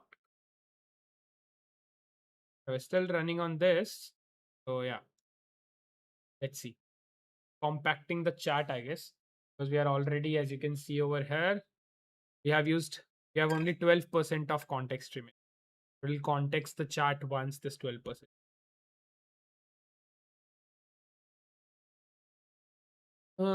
We had two frontier model drop this week. Flash 3.6. Flash 3.6 is not a frontier. Cannot count Flash 3.6 frontier.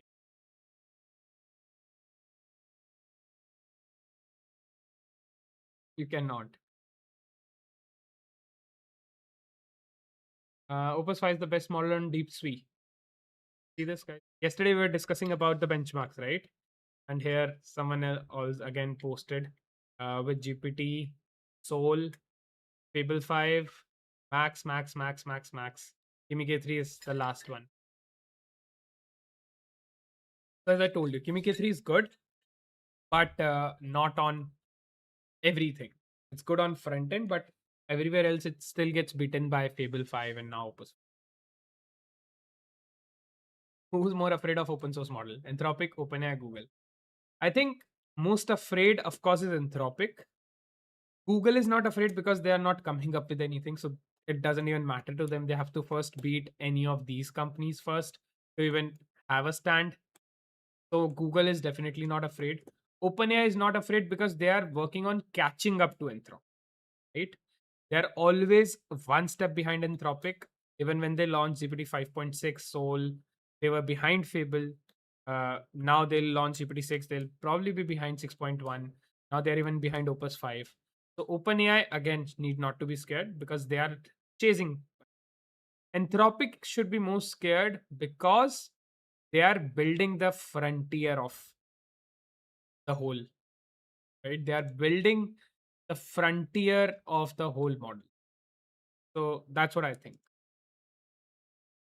I think Anthropic, Google is nowhere the picture to be afraid. OpenAI is constantly chasing Anthropic. They don't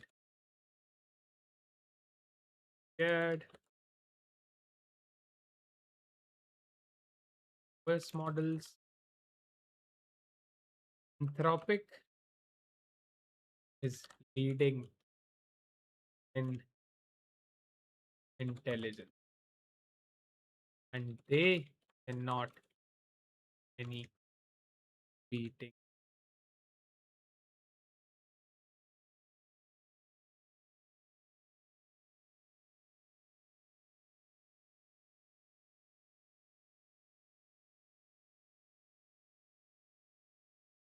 Are in the picture to be afraid of. OpenAI is constantly chasing up Anthropic, so they don't need scared of OS models.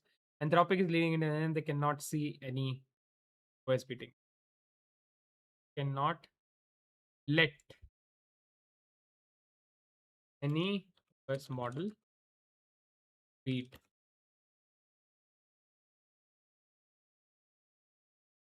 So yeah, I think Anthropic is most scared.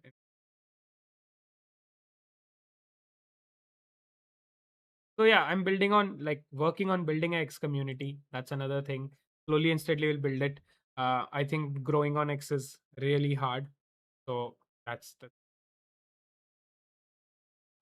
Rabia says, what is vibe coding? Okay. I'll tell you, this is a coin that was termed by Andre Karpathy. He's kind of one of the leading minds in AI. He was the AI behind the whole test. He was the mind behind the whole AI in Tesla. Right now, he's working at Anthropic. He has done some great work, basically. Uh, he invented this term vibe coding.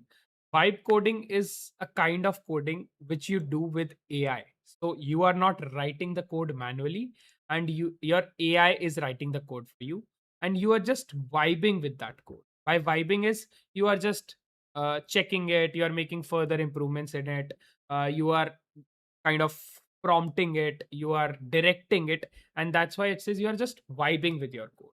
And that's how this term vibe coding came into the picture, where you're not manually vibe coding, you are letting AI code and you are just directing it. So you are just like a director. How you see, you might have seen some orchestra or something where there is a, I don't remember the word, what do we call it? Like the person who kinds of direct the whole show.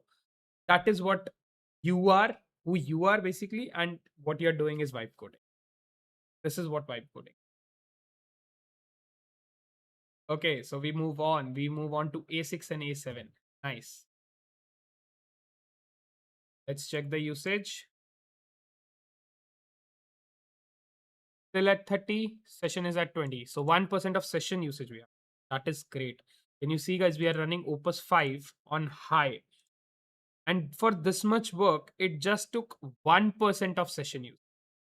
I'm not even talking about 1% of weekly usage, 1% of session usage. So it is highly, highly effective.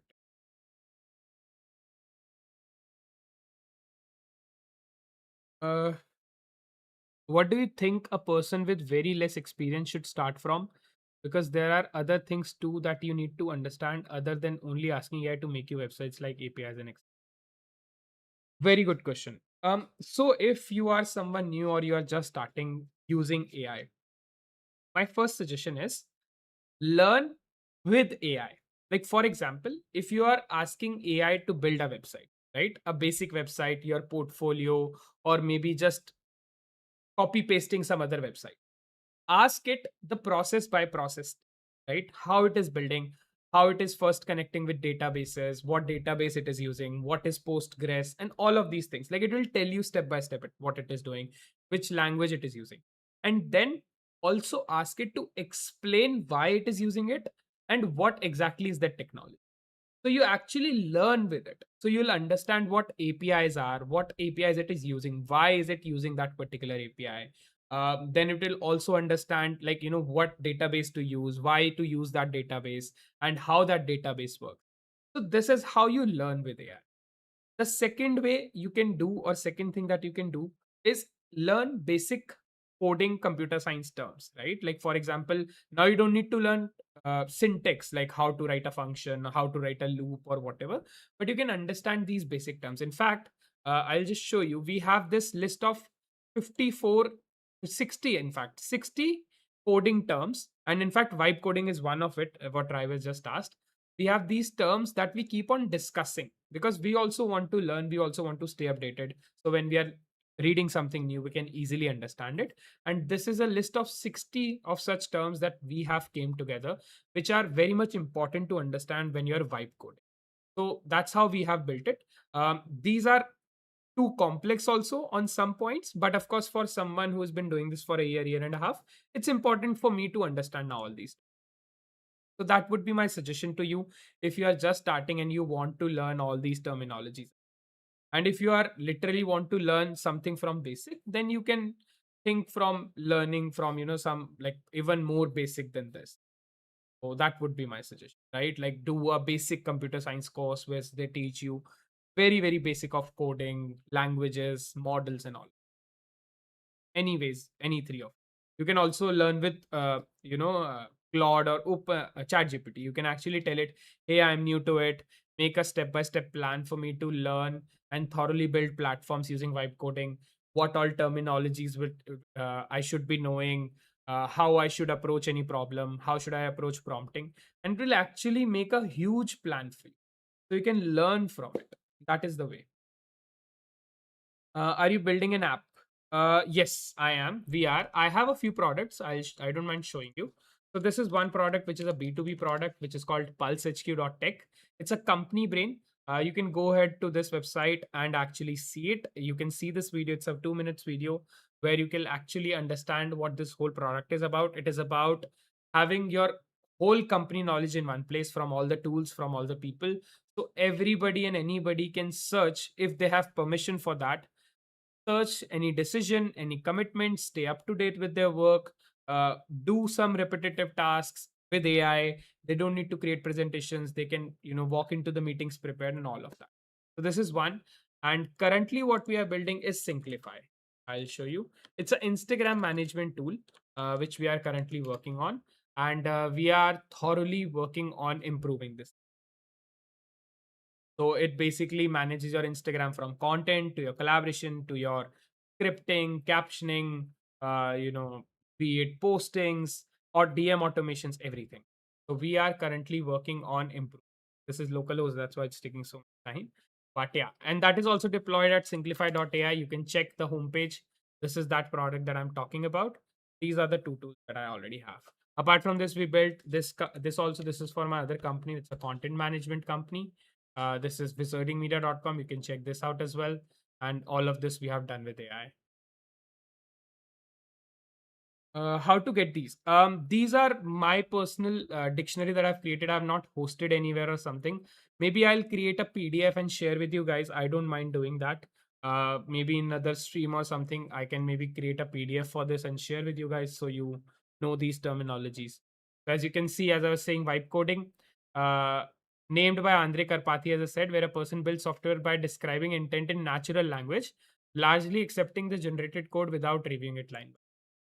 So this is what vibe coding is. Whoever was on it, I have like put a nice how it works, the analogy, example. So describe it, ship it, hold it. So yeah, I have made like very simple explanations for each of these terminology that we keep discussing on this. Are you creating these apps by 100%? 100%. I'm a solo founder of these apps. I'm a solo founder of these things. I am currently developing them completely by myself without any help or anything except the help of AI, which is the biggest help. But yeah, totally doing it myself. Yeah, so this is what the platform looks like. This is what we have built, and you have everything on this platform around your Instagram manager. This is what we have. What is my revenue? So I have few companies. The one that I have like primary work on, I can't share that number, unfortunately. Sorry. On Synclify, we have a few thousand rupees in revenue. I would say a few $100. And on Pulse, we do not have any revenue as of now. It's recently something I made.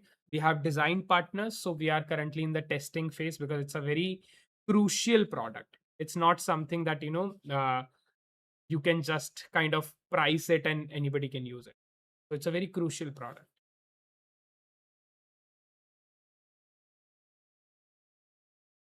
Are you using Claude Code? And if yes, so how many tokens you get if you get monthly subscription?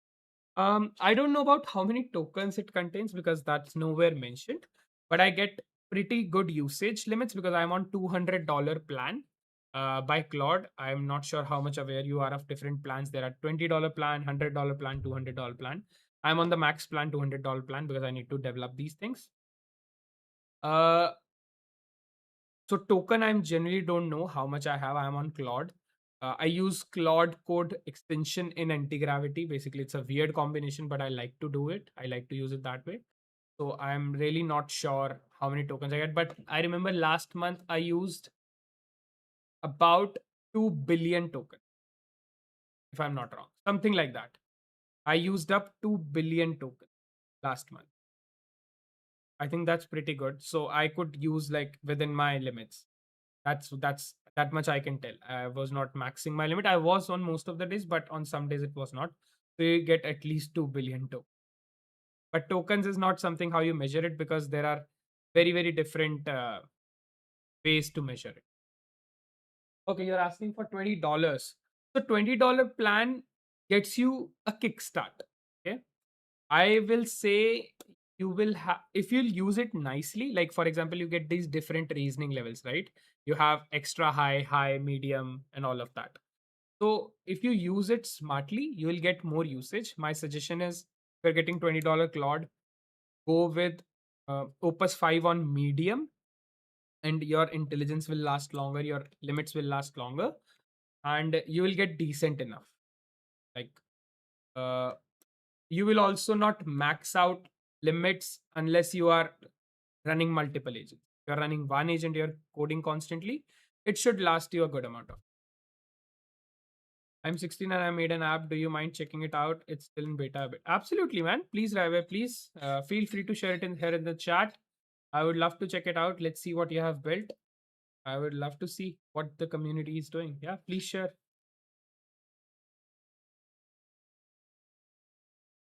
Okay, superb. So 5 commits are done. Our queue and delay bug. Okay, so yeah, let's continue ahead. If you think all till A7 is done, let's move on with 8 and finish everything up. Cool. So this is running. You guys can, of course, check out. Please make sure to like the stream, guys. That will mean a lot. We don't put any goals or anything. Even 1, 2, 3 likes are enough. But please make sure to like our stream. Uh, ask any doubts you may have. Chat with us.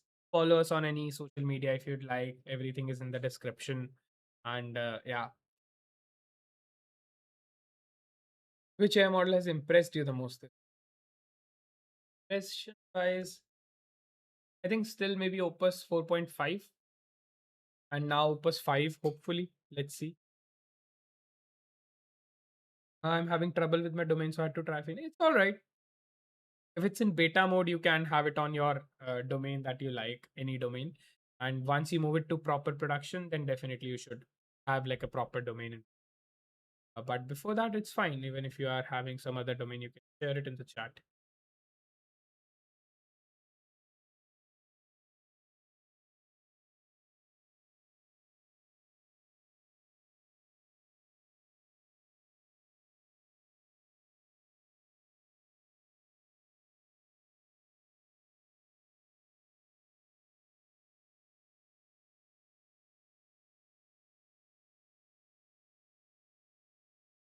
Cool. Yeah.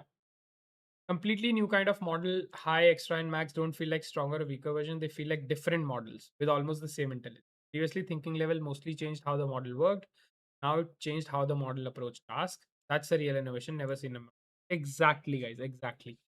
As the models are getting smarter, how you use it make the world of difference. And there are primarily two things you can possibly do. One is using the right reasoning and effort level, and second is giving it the best prompt you can possibly.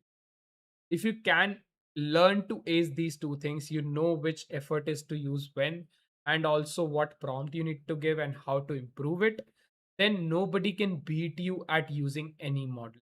You can get the best of the output from a decent model, you can get decent output from the worst model. So if you're playing your cards right in terms of choosing the right effort, choosing the right reasoning, and giving it the detailed prompt, nobody can beat you in modeling for sure. And that is actually the real innovation that is happening. That is where each company is going towards. Cursor recently introduced their cursor remote or something, where they have this feature that it will switch its reasoning level and model as per the task at hand. Uh, now of course the models are being developed and trained in such a way that you will understand the each and every point. Previously you were just maxing it out, you will just go directly to Opus Max, you will just go directly to Sonnet Max and all of that. In short while you will not be doing that, and you should not be doing that. Sometimes using the highest level of intelligence will screw up your task because it will overthink it, just like how humans do. When we overthink something, we kind of screw something or the other, right? Same way, these AI models will screw things up if you are giving it maximum level of intelligence for the smallest amount of. So be very wise while choosing effort and giving it a detailed prompt. That is running.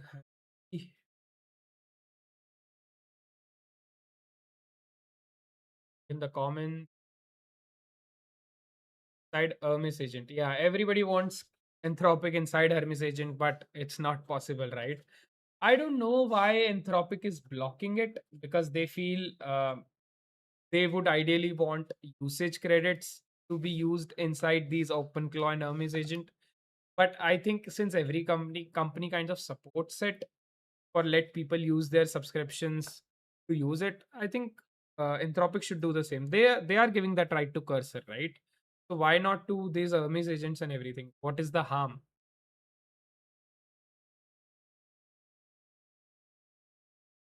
Any YouTube channel that guide you best, because most of the people make it too much for new learn. Honestly, I don't know. Honestly, I'll say I try to explain and give inputs as much as I can in the simplest way possible so that nobody gets confused.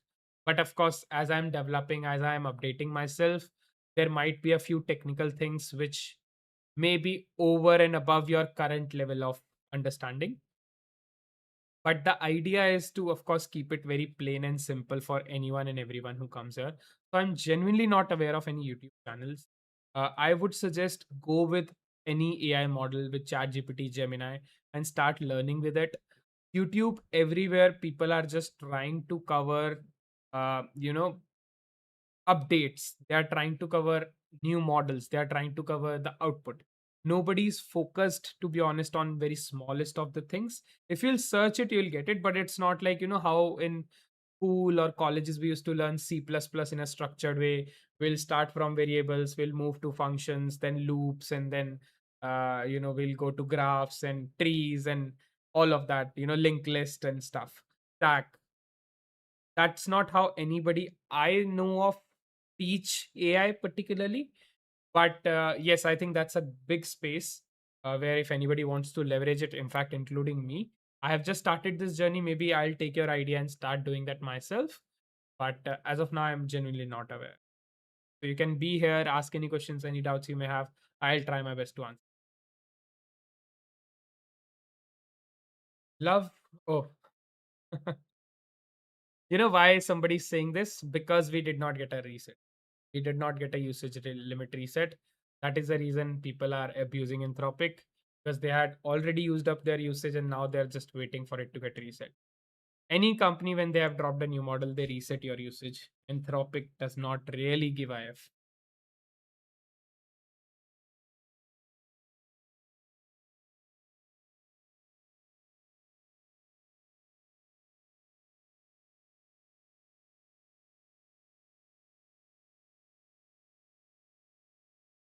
How many times do I see this kind of tweet? Introducing shipper now, introducing shipper now. Introducing website to an app, introducing shipper now. We killed lovable today. Introducing shipper, introducing this one guy who is a founder, I think, of Shipper, is constantly introducing Shipper every single day. Maybe a good marketing technique. Maybe I should learn something. I'll try this. Why not? Every AI tool disappears tomorrow. You can only save one. At the moment, Claude. Let me consult with my co-founders. Sorry. How to become a startup founder? Build a landing page, add waitlist. Something is big is coming. Add founder in your bio. Yeah. This is the way to become a co-founder. Oh, sorry, I found. We are all about to be CEOs of AI agents. The whole skill is briefing workers who do your job, who do the job better than you can. It was literally possible back then, not anymore. We'll use a team of 5 AI workers, one for each department of content, projects, outreach, finance, and art. Nice. So you know this, guys, right? Like yesterday, also we were talking on stream. We are at right now the third level of AI. The first was LLMs. The second was agent AI, agentic AI. The third was multi-agent orchestration, where we are currently. Next will be AGI and uh, SI, like super intelligence. So we are very close to AGI. Yesterday with Opus 5, now it is 30% on the benchmark as to 1.5% of Opus 4.8 or 7.6% of GPT-5. Now it's 30%. So that's a huge jump. While using Claude project, I accidentally deleted my chat. That's, oh, damn. Do one thing. I don't know if it will work or will, because I have never done it. In the same project, start a new chat and tell it that, hey, by mistake, I deleted the other chat in this project. Is there any possibility you can recover any data or context of it? Maybe you will find it. Maybe. I'm just giving an idea. Also, let me know if you find it, because there is a possibility, but I genuinely don't.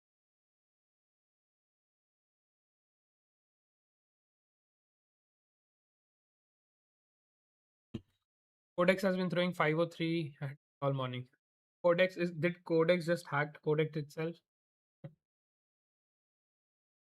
So can we please just ship AGI already, solve all math problems and get started the real work, which is creating large scale simulation of the human body to cure all diseases? Come on, what is taking us so? I think that is the SI, that is not AGI. SI is when we will have AI cure all the diseases.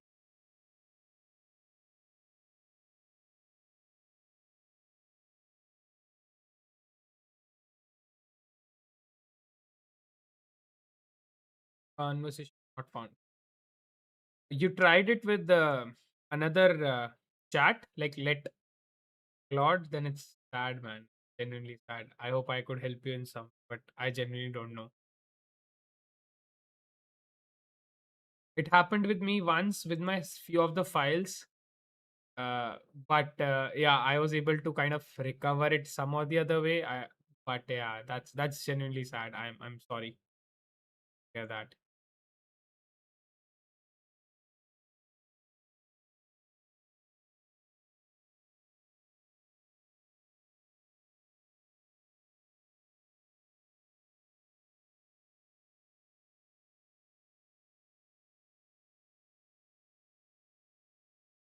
Oh, I ordered a brand's AI visibility in one console.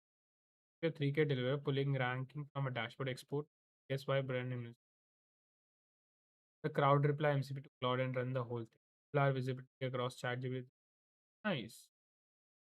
I think this is a great startup idea also. I think a lot of companies are making money on this as well. Basically, when you can actually see what is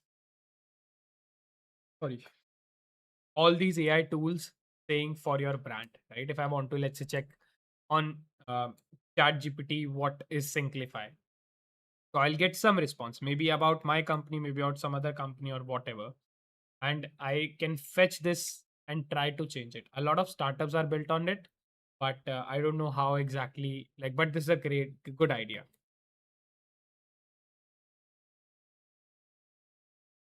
Okay, guys, I think we'll just dig deeper into X. That's what we do because it's so interesting. It gets so interesting. You get so many inputs and everything. Let's move on. This is running. We're not going to go anywhere. I guess. Let's check the usage. Wow, just 1% more usage. Nice. I don't think I'm gonna max out my usage this week, guys. If I use it very smartly with one agent, yes, I'm not good. Now I want to come to this. Uh, there are a couple of people in the chat. Have you ever heard of YC? Do you know what YC is? Y Combinator.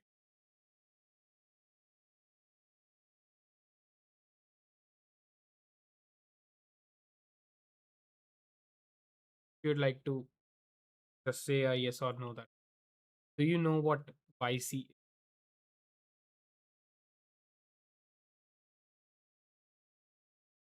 Not? Cool, no worries. So YC is a startup accelerator. Okay, what startup accelerator is basically it provides you the infrastructure, it provides you the mentorship as well as funding to build your company, to build your dreams, to build your idea. And it is the world's number one startup accelerator at the moment. It's based out of Silicon Valley in US, but they have these 4 sessions or 4 cohorts across the year. They have the spring, winter, summer, and fall. Now the fall session is coming. I applied in the summer one with Pulse. I did not get selected. Being very honest, I don't know the reason. They don't tell you. And now the fall's deadline is by tomorrow. And I have not applied yet. And I'll apply tomorrow with filling the application. But now this time they have come up again with a few RFS, which is request for startups, which they feel are very lucrative ideas. And if somebody is building, they would love to accept if it's a solid idea, if it's a solid implementation, anything. And they would love to have it because these are well thought ideas, well researched ideas, real world problems that they have. So today I was going through all these problems to find my next idea, which I can just apply. This time, I'm not thinking of applying with a product. Last time I did with Pulse. This time I'm only going to apply with an idea. And I was brainstorming that idea today with AI, right? So I'll show you what they have requested for. So if anybody wants to build, literally this is something that Y Combinator wants you. So it is automatically, uh, as we say, validated, right? So if they are asking for this idea, it's automatically validated. You don't again need to go and check whether there will be actual users for it, but there are users, right? Jet here says never heard. No, it's okay. Yeah. So as I was saying, like it's the startup accelerator, and this is what we are going to apply to. But let's explore first what all they have requested. So we have an idea what is happening in the startups, and this is for their fall batch that will run from October, October, right? Yeah, October to December. So that's when it will run. And yeah, before that, let's do one thing. It's a very small task. Let's post our next shot from our yesterday's stream. If you guys don't know, this is how I plan all my shots with AI. I give it my transcript and everything, and basically it builds this whole plan for me. Exactly what segment to cut, what happens in that shot, what is the title of it. Then, of course, your X post, your Instagram post, your YouTube post. And then all my editor does it. Just cut it and put it here. This is a manual work of. So yeah, now this one we posted in the evening today everywhere, and this is something that we are going to post now. Uh, that's it. Do they help you with creating the AI tool? Um, they don't help you with creating the AI tool. They expect that you already know how to do, because they are funding you basically. They're funding your idea. They're funding your startup. They are mentoring you. So they don't help you exactly in terms of building, but they're helping you with mentorship and money. So that's what they help you. And it's really hard to get into it. It's like getting into IIT or MIT and stuff. It's not easy to get into YC. So yeah, if you might think like it's very easy, it's very difficult. It's genuinely very difficult.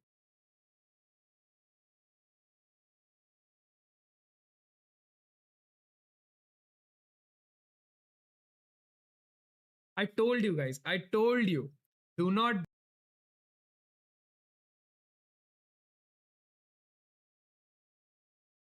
share. See, it's as simple as that's how I just post all my content these. Because of course, short form guys help you with distribution. Right? Long form, we are doing this streams and stuff. I'm thinking about starting long form on YouTube in general, because I know it has a lot more community driven engagement.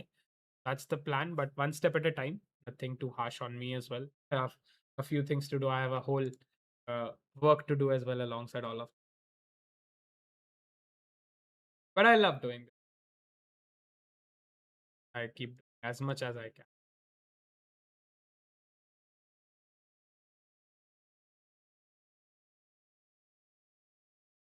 But yeah, if you stream, that's why I'm saying like your content posting becomes easier.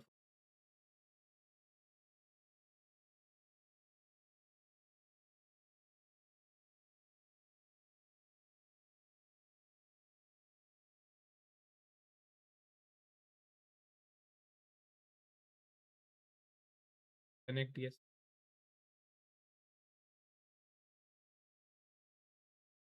Publish. See, everywhere now it's live, and it was as simple.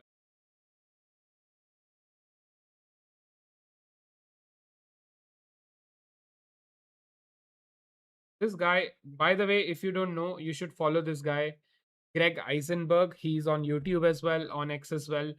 He put absolutely bangers when it comes to startups and ideas. He has given great insights as to what one should do if they are building, how they can work, and all of that. So definitely follow that guy, Greg Eisenberg.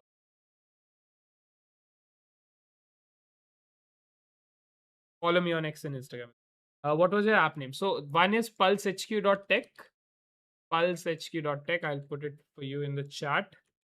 This is one, and the other one is Synclify.ai. These two. Okay, we are going strong here. We are working on middleware. Committing the plan 9. 344 middleware layers. Hit. Right, fail. Right.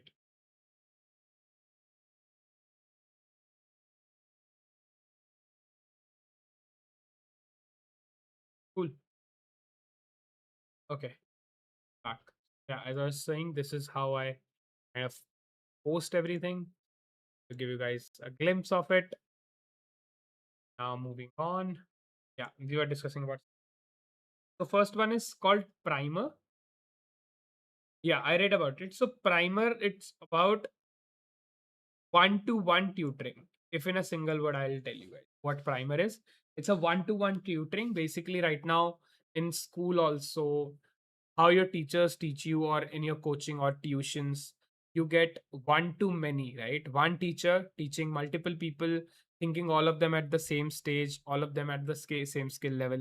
If you are in third class, everybody's around you is also teaching the same kind of subjects, topics, and everything which you are also being. But maybe your speed of learning could be better or worse than your peer. So maybe you should not be learning that at that point of time. So that's what it is about. It's a one-on-one tutor where basically you can get tutored based on how you conceive education, how you conceive learning, and based on that, basically you can understand better, you can become better, you can upskill. That's what it. Future for defense of America, you can imagine what it is about. A cloud for small software. Yes. So we have these clouds, right? GCP, AWS, Azure, all these are clouds where these big companies deploy their tools, deploy their softwares. Sorry. And other companies also deploy their tools and stuff. We are also hosted on AWS. But how about now, as we know, people with Lovable, Replit, Cursor, Bolt, with all these tools, Emergent, using all these tools, they are making very small softwares that they can use for personal use, right? How about having a cloud for that, where you can actually keep it very simple to deploy? You don't make it very complex, and you can literally deploy these small apps that you are building, and it will cost you also very. That's what it is about. Multiplayer AI is basically Google Docs replaced Microsoft Word, Figma beat Photoshop. AI has not had its multiplayer.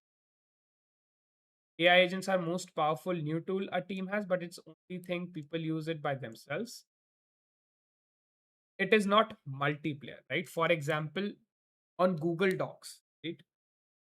There can be multiple people working at once. You can see everybody's update on Excel, like Google Sheet also. You can see multiple people working, making the changes. That Figma, again, Figma also same thing happens, right? You can have your collaborators and they are also designing, you are also designing the same kind of sheet and stuff. With AI, that is not built so. If I am running right now this code, it's currently running with me only. You cannot come in and just start working. So how about making it multiplayer, that let's say there are three developers and all of them are working on a product, they can all kind of invest time and make it better. That's what multiplayer startup is. 8 commits on this, all 4 get numbered. Superb. 6 real defects found and fixed. 3 things carry forwarded for you. Fails test on baseline. Literally this work needs a versal plan. Above hobby. You're on hobby. Lower it. I will confirm it if people starts the agent. We will be deploying it on Versal only as our pay. We'll be using the same database and all that. So that, and now you go ahead and further things.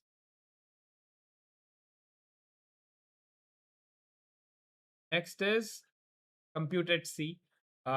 This is again a very interesting one. As you guys know, training of these models require huge computation, training, inferencing, and all. And for that, you need huge data center and huge machine. And what is the one thing that you need with all of it is to dissipate the heat from it, right? The amount of heat these machineries generate is bonkers.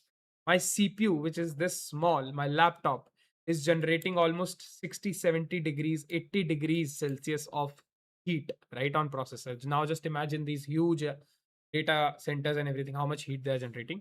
So it's very important to keep them cool, right, with fans, with water, or with anything. So now they are suggesting, like, how can we use water, because water is in abundance. There are these big oceans and everything. How can we use water to keep things cool? That's what YC's demanded. And if I'm not wrong, China is already working on this. China has already worked on this, and they have some of their data centers in the sea.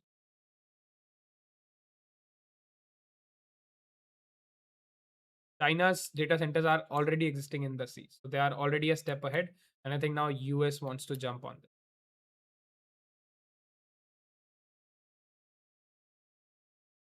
Consumer products for 1 billion people. So yeah, as you might be aware,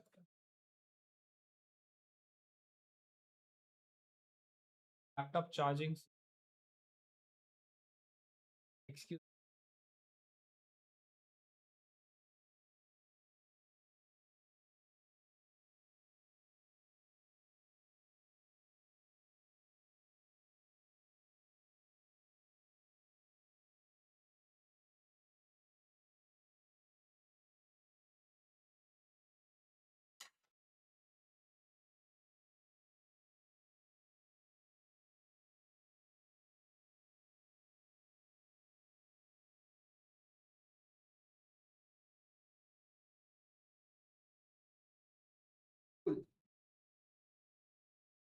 Charging now, yes. So basically, when web came, Google was built, Airbnb was built, then mobile, Instagram, DoorDash, Swiggy, Zomato in India, and all of these. Now with AI, we only have either Claude or ChatGPT in your. So they are looking for a consumer product which will disrupt the whole world, which will be AI powered, which will be AI based. So it's not like you are building another Instagram or you're building another Airbnb or something, but a tool that can really do this. I don't know what it will be, but yeah, this is interesting. I think it has to do something with, I personally feel, learning, finances, or healthcare. One of these three. If somebody plays their card right, one of these three can be like a huge game changer, or games. AI for aging population, yes. As per YC, as they've predicted that by 2030, 1 in 5 Americans will be over 65, and they will need constant care, right? As you get old, you need that. So, to build a solution for them to make the healthcare process easier, Google Home, Alexa are frustrating for them because they sometimes don't understand the accent, they sometimes don't understand what they are trying to do. But yeah, if voice interfaces that can hold real conversations, monitoring to keep them safe, and robotics that can assist physical tasks around the home, something like this. So this is what they are asking. Jat is saying, hi, can you help me with some technical things? Absolutely, man. Where are you stuck? Please let us know. How much ever we can help you, we will surely do. Please let me know what you need help with. This started back, right? Back. Fine.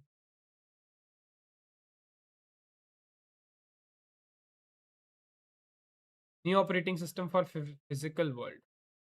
Global workforce doesn't sit at desk, but the software for physical world hasn't changed in 20 years. Construction, maintenance, fleet operations, the software basically does same combination of dispatching people, tracking them, managing assets, and billing the customer. We are excited about how AI changes that entire model of can code complex works and schedule teams, robots help actually deployed in the field. Yeah. So it has to do with robotics. I already know the basic idea of vibe coding and I can use AI to build simple stuff, but I feel like I'm missing the technicals. So I told you, right? I don't know if you heard like what you need to do. You need to ask your AI to explain each and every step to you. You need to ask your AI to explain the technologies it is using, the process it is using, the workflow it is building. The more you do it, the more you will understand the technicals. There is no other way to understand the technical side of any project. Ask it what language it is using, why it is using, how it is beneficial, what are the alternatives, all these things. Like whatever you can possibly learn about, uh, you know, your own technology, your own tech stack, your own features, everything will look good. Any term you read while you're vibe coding, let's say right now I'm vibe coding. So I may be reading something, for example, oh,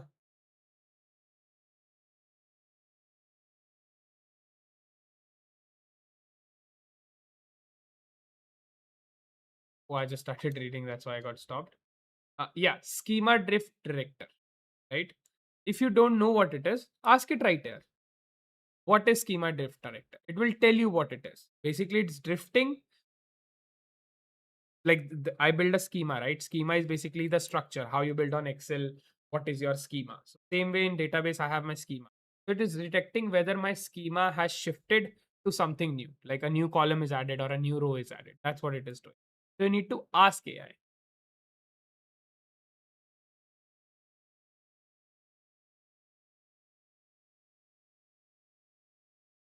Let it run. Like you can tell me about APIs and what are LLMs and MCP server and other things related to these. One more thing that confuses me is how people take tools from GitHub, add and it in. Yes. Okay, so people are not taking really tools from GitHub. People are taking skills from GitHub, right? Like if you like any skill and you are taking it from GitHub, I'll tell you the simplest way to do it. Go to any repository, any skill that you find. Let's say I want to go to animations. Okay, let me just animation, and I can find this. Which one do I like? Yeah, animation has the most. I have 12. Okay, let's take. Let's say I want to install this skill. I'll just copy this link. I'll go to my VS Code if you're using VS Code. I'll open a new Claude session. I'll just paste the link here and I'll tell it, hey, so this is a new skill that I just came across. Let me know if this makes sense for our workflow and how can we install it and do it for me. It is going to install the skill for you. You don't have to do anything. That's how powerful AI is. You just ask it to install, it will check whether it's useful for you, which I think you should always do, and then just ask it to install. And voila, you have your skill. So how this is how easy it is to install anything from GitHub, be it a skill, be it getting a repository, be it getting anything. You just ask your AI to do it for you and then understand it. Simple. Another thing I think that you asked is LLMs. What are LLMs? LLMs are large language models. Basically, whatever you are hearing from, whatever is working in the background of ChatGPT or Claude or Gemini, there are these large language models which are trained on humongous amount of data, which has billions and trillions of parameters. Those are large language models in a nutshell. APIs are basically application protocol interface, if I'm not wrong, right? That's what the full form of API is. This is nothing basically for you to talk to your code back and forth. Application programming interface. I was saying called application programming interface. Basically, it helps you talk to a function. It helps two functions talk to each. That's it. That's what API is in simplest term. It is talking from a front end to your back end. It is talking your one function to another function, one piece of code to another. It's nothing but a connection between two pieces of code. That's what API is. And now this API can be anything. These API can be of any model. This can be of any tool. This can be of any your own project. This can be of anything external. This can be of any language. Anything. That's what API is. So I hope I am able to clear some of your doubts, which I tried, which I am know of. Of course, you should, and you need to read in more depth. I'm just giving you very surface level knowledge, and that too, whatever I am aware of. Maybe I'm wrong, maybe I'm right. Please definitely do your own research as well before trusting anyone to be honest. I am just trying based on my learnings and experience. So please don't take me otherwise.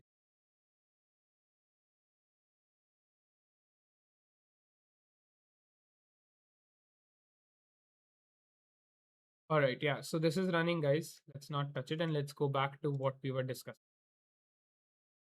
The best time to build in crypto.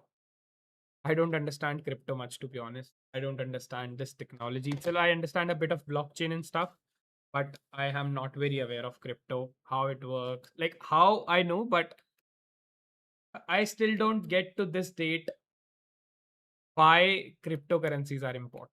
And I know there is a lot of concept of decentralization and universal currency and all of that, but I still kind of feel it very challenging to accept it. Like it's nothing but a mathematical, very complex mathematical problem that you solve and you mine it. I not my ball, not my game. Yeah, I think just a second.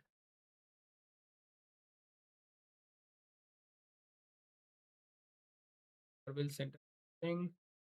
I,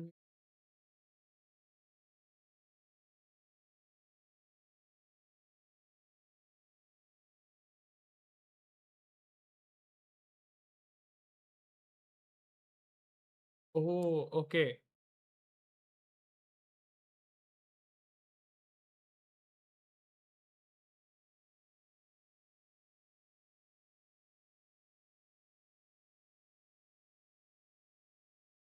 Okay, so you got basically this much information, Orwell? Like basically this much you were able to recover, or what is it? You're able to recover this much information from the other chart which got deleted, right?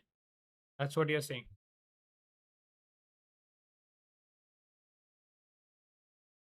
Crypto rails from capital raising is why we fish. Bear markets not my cup. Data for the real world. AI has got remarkably good at learning from data. We now have superhuman models for code, language, and image. But for physical world, we are still working past it. It's like robotics.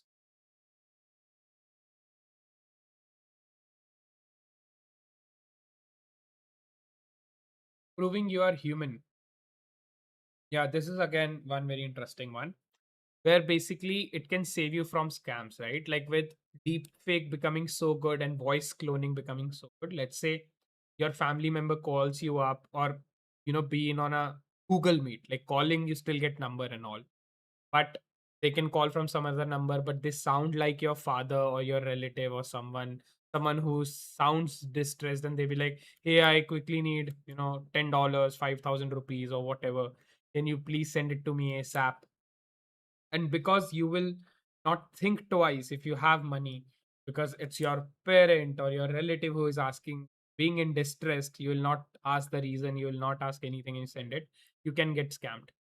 So how to detect such things like these voice cloning, the deep fakes and all of that is really, really important, because you genuinely cannot tell who is real anymore. The deep fake have become so good, the voice cloning have become so good that somebody can actually call me and give me a scare to do some financial transaction or do something sensitive.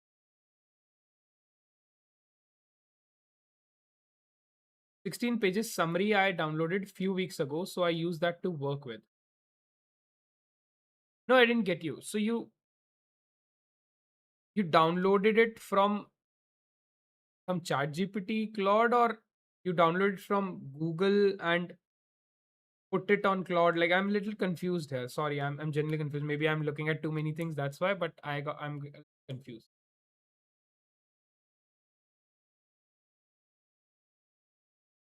Yeah. So that.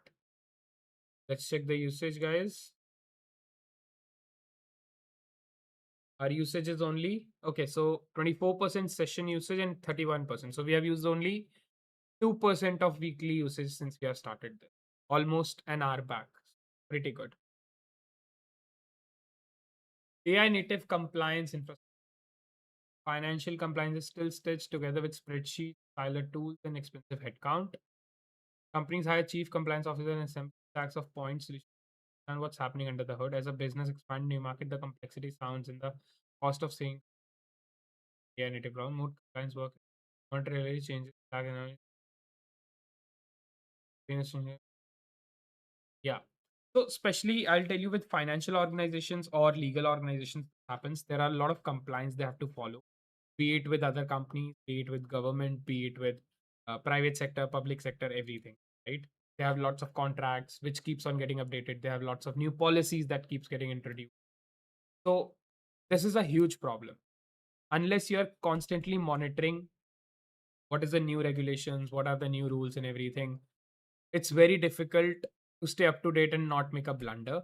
So they are requesting for something where you have this infrastructure that will constantly monitor these things, flag if anything is exploiting stuff, generate reports, keep auditing it, and of course present it to the humans and maybe rectifying it as well.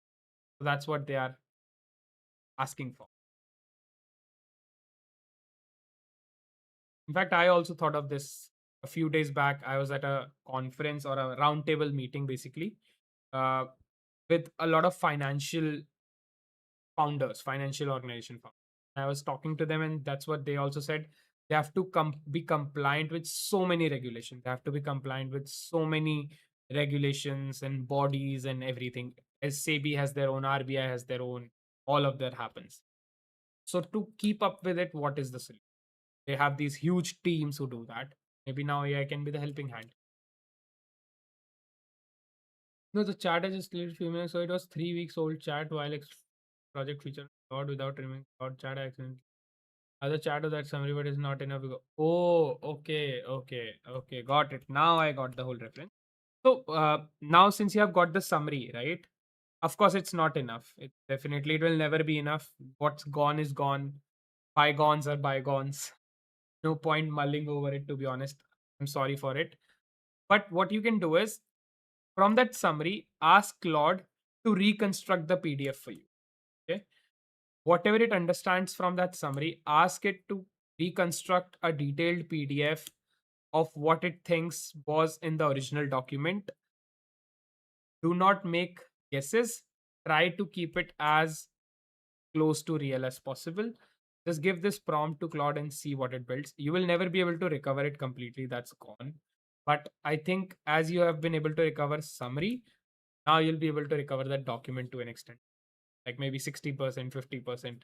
And I think that's a great win. So instead of thinking any more about it, just do this. Self-maintaining APIs. Most breaking changes ship with little warning. Useful features quietly launch and go unnoticed.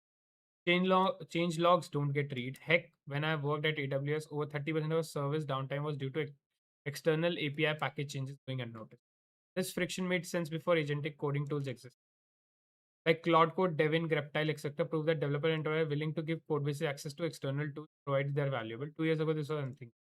Infrastructure for automated code changes exist. What's missing is the application layer connecting API provider to the customer code base. API providers shouldn't just announce changes, they should apply them.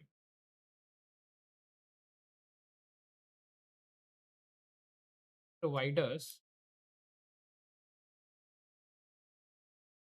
just announce changes. Oh, okay.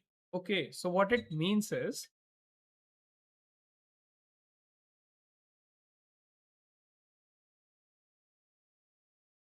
yeah, I understand it's not enough. It's missing few features. I know. It will, as I said, it will never be enough. It will never be able to reconstruct it completely. But take this as a win. I would say without AI, you would have lost everything. Right? So look at the positive side. Take this as a win. You still have your 60-70% of your context, and you can again build it. I know you will be able to do it. Don't worry, man. So don't worry, don't think about it. Just be happy you're able to recover this much and like move on. No other way. Like even if my code gets deleted now, I'll be sad. I'll be super sad. But eventually I'll have to move on and rebuild it. Okay, yeah. So this is a very interesting question. Right? For example, like problem. I'll tell you.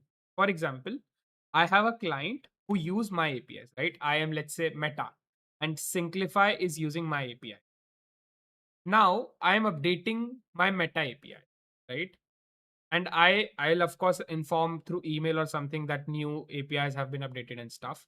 But what they are asking is, instead of just telling them Meta should get into my code base and update the API. And they're saying it on the basis of that. Now, companies are comfortable to give code base access to external tools, provided their value. So, Synclify, of course, I'll trust Meta. I'll give it to it. I'll give it the access, and Meta will make the changes themselves because they are also going to run agents. So, I don't need to go and be like, okay, now this API has changed. Let me just make the changes everywhere in my code. Meta themselves, as they announce this change, an agent should fire up, make the change in my. That's what YC is requesting. I think this is genuinely very interesting. I agree with you. Yeah, man. But that's what we need to do now. I want to understand what Devin does exactly.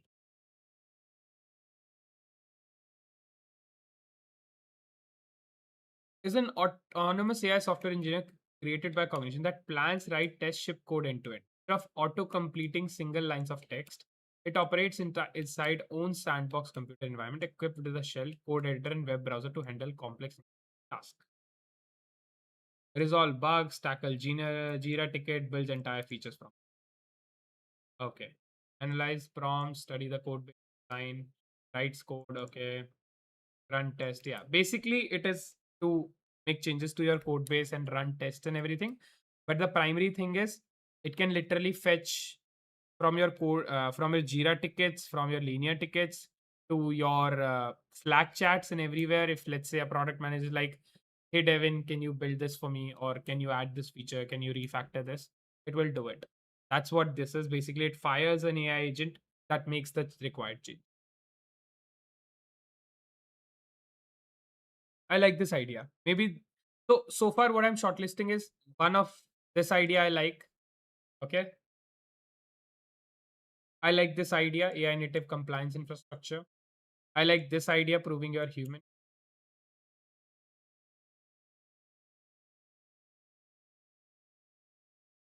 I like this idea also, multiplayer AI, to be honest. And the primer. So we like 6 out of 13. Now we need to narrow it down even further. Okay, let's try to do that here. Primer is out. It's not on my top list. Okay, let's do one thing. Let's do one thing. Why not? Let's do one thing. Let's use AI to work along with it. And in fact, I did, right? Like I have these ideas. I did rank them and everything in the afternoon. But this is something yeah, you see over here. I ranked the ideas in the afternoon that I just discussed. So the future of American defense is super strong. This is the strongest idea, but I don't think they'll accept anyone outside US, and I don't even have any knowledge in it. So this is right straightforwardly discarded. Proving you're human, we are interested also in this, and this sounds also good. This is a strong idea. I think we should definitely consider this. New operating system, no, we cannot do. Computer at sea, we cannot do. AI for aging population, again, is a strong idea which we should ideally look into. Best and no. Multiplayer AI, again, 8. Cloud for software, 8. This again, 7. Data for real world, no. Self-maintaining APIs, yes, 6. The primer, 5. And AI powered. So the ideas that we like, out of them, the most strongest one is proving you're human, which is also the most hardest one, to be honest. It's not easy. That's why it's the hardest also. But we can look and deep dive more into it. Because by tomorrow, I need to narrow down to one idea which I'm. I have a question. Did you make your apps trademark? Yes, I have. I have trademarked both my apps because I thought of it from the future perspective. To be honest, don't trademark your apps until you get customers. Trust me. Now nobody cares because everybody is building. There are so many tools out there. There is so much noise out there. You don't need to trademark your apps unless you are building in B2B space or you are building something which has customers. Pulse I had to trademark because it is in B2B space. Synclify I had to trademark because it had customers. So do it in either of the case. Okay, as I can see, I think my laptop work is done. Allow me a second, guys. Uh, let me see.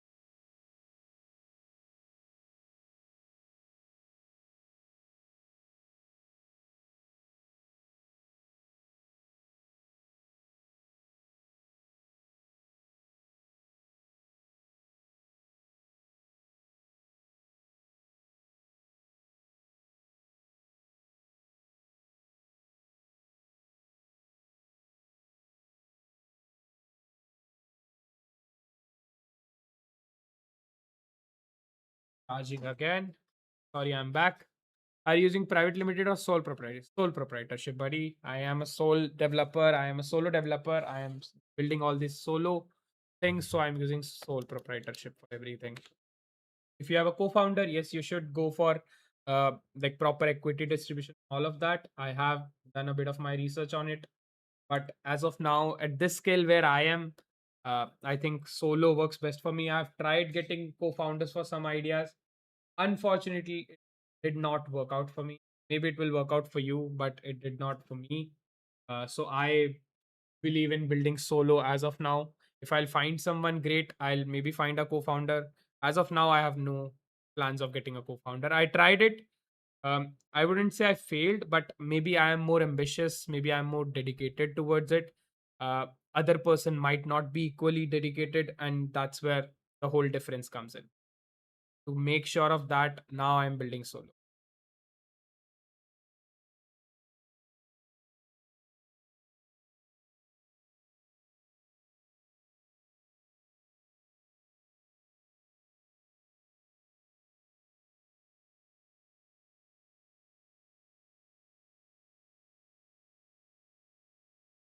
We'll just ask a few questions and I'll place it.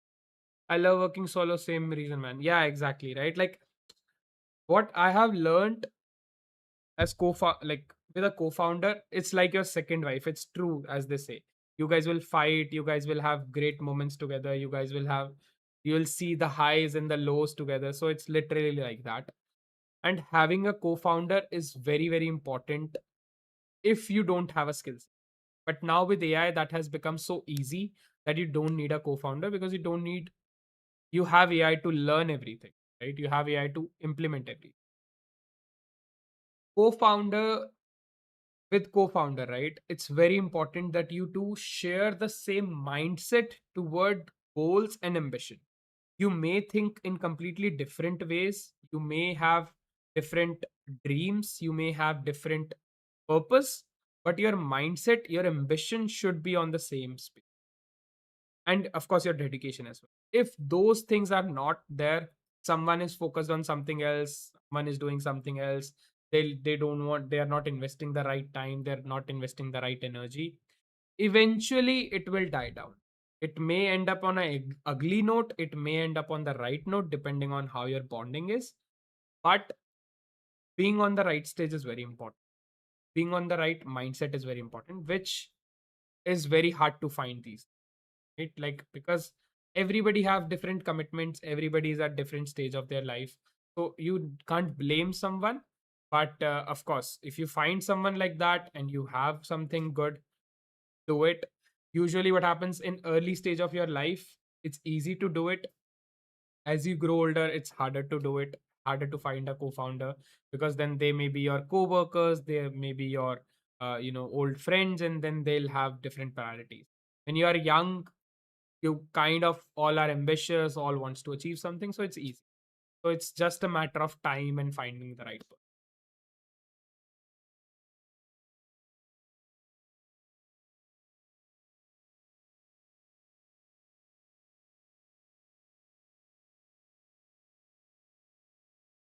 Okay.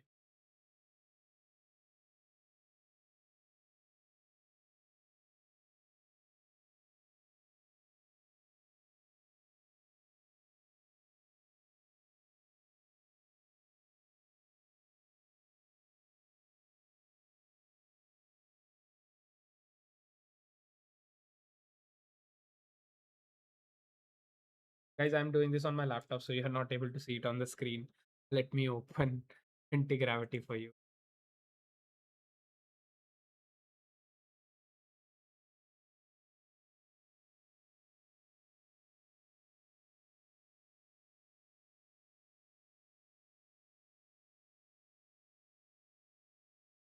Any competitor?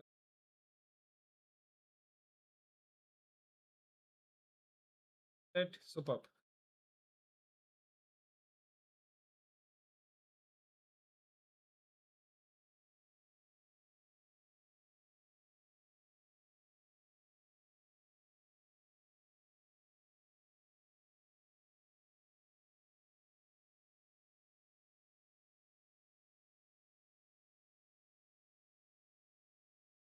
But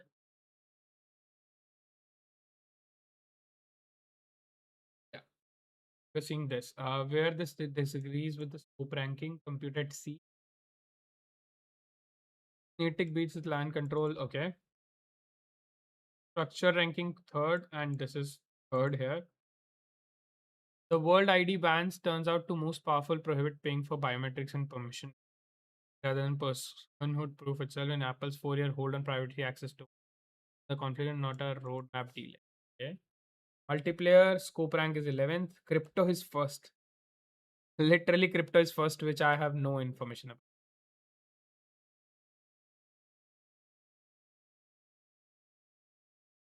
Still a real gap, still the one I wrote the blind spec around, but the volume evidence is brutal, and the recourse hole is an incentive problem than rather a game. Confirm as a drop, but for the opposite reason I gave, it scored well on deferral, and that is exact the problem. OpenAI measured the maintenance cost input. I think self-maintaining APIs needs to work in the other way around. You should not be giving access to the code base to someone else. But what you should ideally be doing is, as soon as you get the information, you just look into your own code base, and that is how I think you should do. I do freelance and I have trade license, which is service based, but I want to make somewhat recurring income. I'm trying to shift to product based. Should I make sub brand or standalone brand? Interesting question. You have a trade license, you must be earning some like good amount, service based. See, branding yourself will surely help you depending on what your long term vision is. This is my opinion. Again, you can think completely different. So branding will help you long term depending on your vision. If you feel down the line you may want to build a team, you want to get more clients that your team can handle, you can just look at them, build a strategy, guide your team and all of that, then a brand will definitely help. It can be a standalone brand primarily or a sub brand depending on the stage, right? When you are beginning, you can have it as a sub brand within your name, and eventually if it becomes big, you get a lot of clientele, you start building a team, you hire new designers, you hire new team members and all of that, then it can be a standalone brand as well. So that is what and how it will help you basically. So if you get very selective number of people and you're happy about it, let's say you only work with 5 clients a month and you're happy with it, they pay well and all of that, then keep it how it is now. You have your license, you keep it under your name, have it sub branded and stuff. But if you want to go from 5 to 50, want to go from 5 to 100 or whatever with time, and you will have like, let's say 10 people, 10 designers, animators, editors, beneath you or as your team, as your employees, then go with a standalone brand. So it totally depends on what scope you have in your service, where you stand today, and what is your vision. If you can figure these 3 things out, write them down, and have the solid answers for it, you can decide whether you should go with standalone brand or a sub.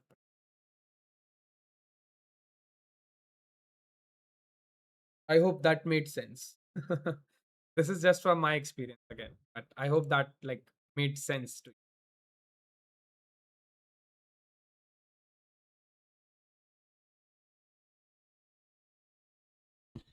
I just realized we have been streaming for 3 hours, guys. And honestly, I think this is the fastest uh, time that goes by. Like, I genuinely not imagine time goes by so fast when I'm streaming. To be honest, I had better expectations from short stream, and a few days it worked really well. Like, this is my honest confession and feedback on it. Like, I thought short stream will pick up better, pick up more, but as it turns out, the the normal stream is picking up better because I think the community here wants better. Short stream is not reaching to the right people. That's what my observation is. Eventually, I just want to do long like this form of stream. Short stream. The idea was to just get it more people because on YouTube Shorts, more people can find it, so you can build a better, stronger community. But I guess on short stream, whoever is getting to see it are not really interested, or maybe are not really the right TG, the right target. So, yeah. But anyways, it's good. Let's see how our posts are doing. If you don't mind me checking out, guys, let's check how Instagram is doing.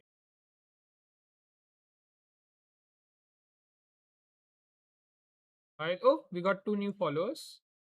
Got 1 like, 10 likes on this. Yeah, Opus 5 drop. Here we have only 1 like. Nice. 252 views, 1 like. That's bad. 1300 views, 10 likes. Good. So yeah, Instagram is slowly picking up. That's how Instagram works. You have to just stay consistent to see how much content we have posted. But yeah, it's fun also. I like the plugin I'm building. It will show my home's address to hundreds or thousands of users. That my concern is. What is your take? What you did with your business? Uh, so what you mean is you are registering your business from your home address, and people will be able to see, right? That's what your concern is. My suggestion to that is, if in your family, right, or anywhere, anyone owns any small business, right? Be it a shop, be it a showroom, be it a factory, be it anything. If anyone has it and you have good relations with them, register under their address. Register maybe on one of their floors or anything that you can get, or one of their rooms. If there is a possibility, you can talk to legal people and CAs about it. I don't have a lot of knowledge. Do not register it on your home address. Go with that strategy where, like, if you have anyone in your family, friends, anyone who trust, and they have any business, add their address legally on the documents. So that way it will still be a business, will still be registered under business, and nobody usually bothers. Even if your address is there on plugins and anybody can access it, unless it reach to really bad people, you are safe. Like, people don't really be bothered about such thing unless your thing goes to the worst of the worst people, and that's a very, very rare case, but still a case. So maybe you can go this direction. Register it with someone who owns a business in your family or friend. Okay, yeah. Oh yeah, we need to learn on graph engineering and loop engineering, right, guys? We discussed we need to learn on this. Graph engineering isn't the death of loop engineering. It's what you reach for when one loop isn't enough.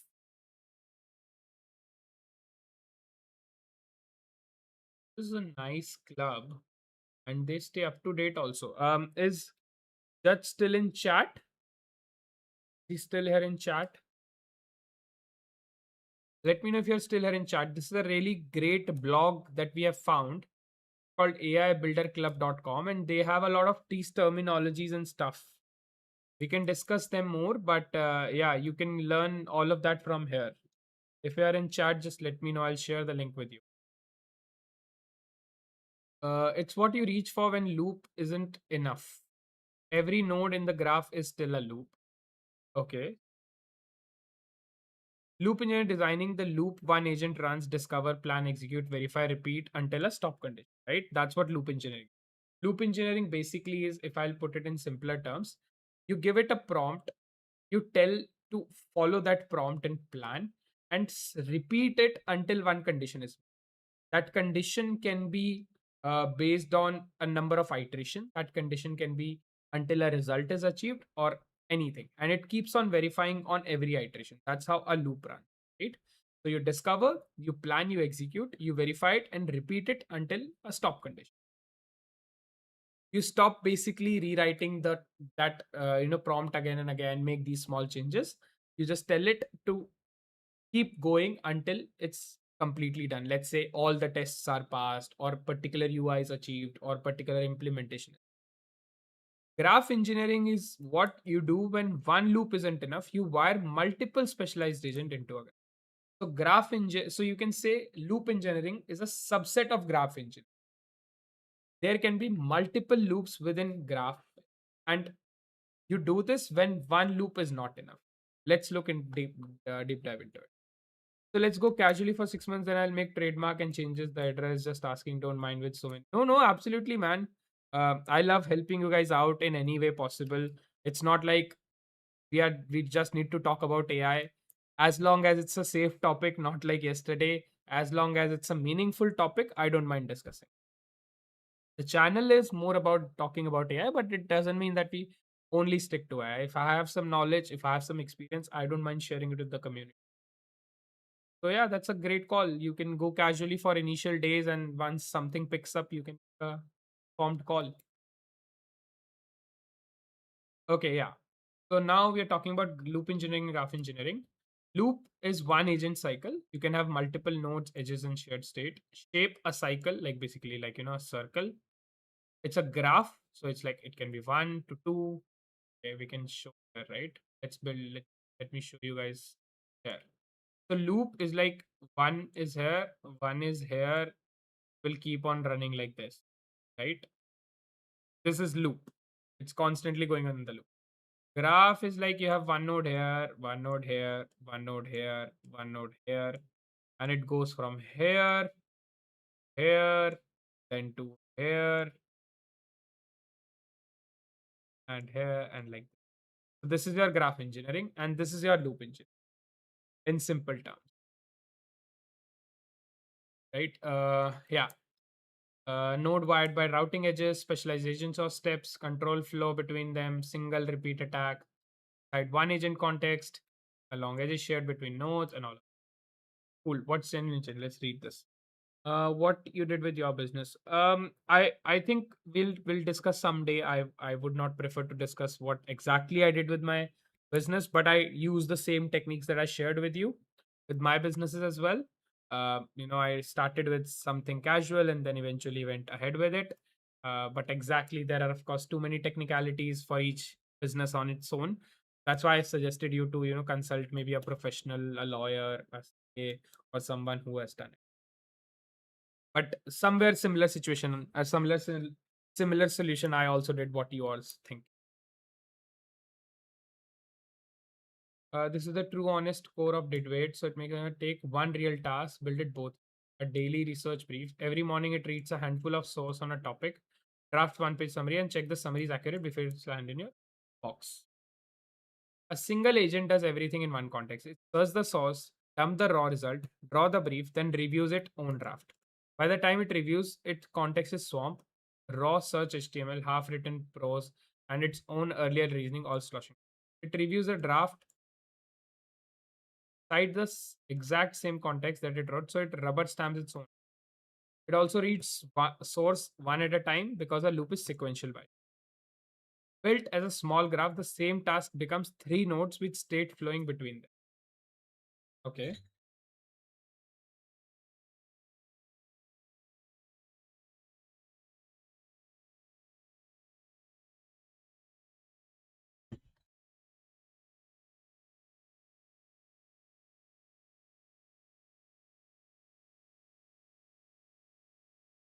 Where are we, guys?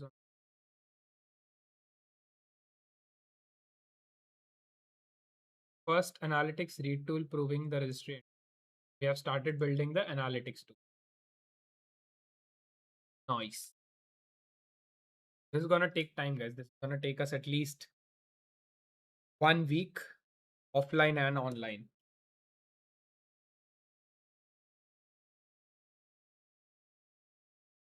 The researcher nodes fan out.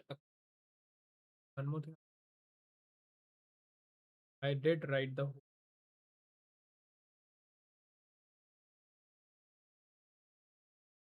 level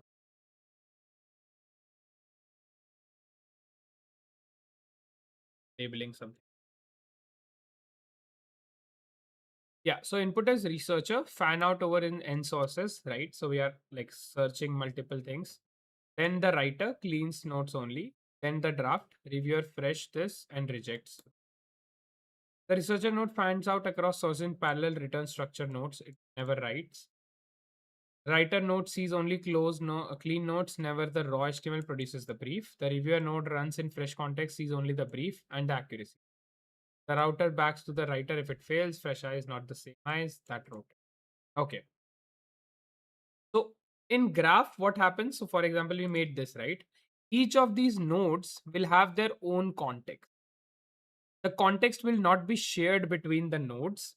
They will have their own fresh context based on the data and the input they're getting. In a loop engineering, what happens? Everything is based on one shared context, right? You get the information, you process the information, and then you make the final output and you push that information to the destination. So all the context is within one node. Like, here it is being shared, it is constantly being updated node by node. Here what we have is, um, we have multiple nodes. One is the researcher node, one is the writer node, one is the brief node, and the last is the deploy node, destination node. So this will have its own loop going on to research to on multiple agents and keep on researching. And the output from this will go to this. And here it will have its own to write that. So it will only see that final data and it only has context of every final data only. And from that final data, it will go here and basically write the final output. So that's how it works in graph engineering. So this is way better because you don't need to give context of one node to everything. Basically every context to one node, and each node can perform its own action. Doesn't the light theme strain your eyes? Not really for the 3 hours because it's not directly on my eyes. If you'll see, like on my specs also, it's on the top. So it don't directly is looking into my eye. It's on a side angle.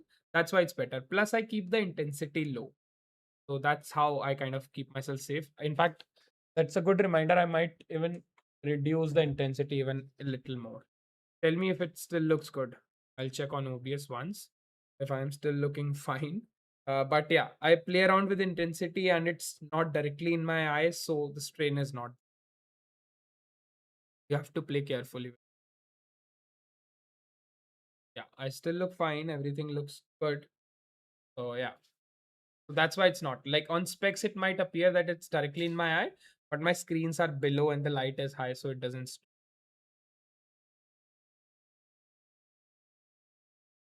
Okay, so now we know, guys, what is graph engineering and what is loop engineering. Are we guys clear? Let me know if we still have any doubt. This is loop engineering and this is graph engineering. Okay. I tried to explain you in the simplest of terms. If you guys want to go back to the stream, you can. I'll probably make a short as well out of it. But now you know what graph engineering and loop engineering is. Parallelly specialized nodes with clean separate context, fan out, all of that. More prompts, a state scheme between nodes, a new failure mode, and a word graph engineering itself. Yeah, we had to rebrand it. Because the reader writing for blank graph, builds a state graph, we have all of this. So yeah, if you want a deep dive, let me know. I'll share the article with you. Yeah, let's look at a simplest explanation as well of this graph in simplest terms. Okay, let's use Google AI only for this. Yeah. Design a repeating cycle for a single AI agent. The agent performs the task, check its own work against the successful, then tries again, and if it fails, right? This is what it is. Circular loop, do, check, repeat.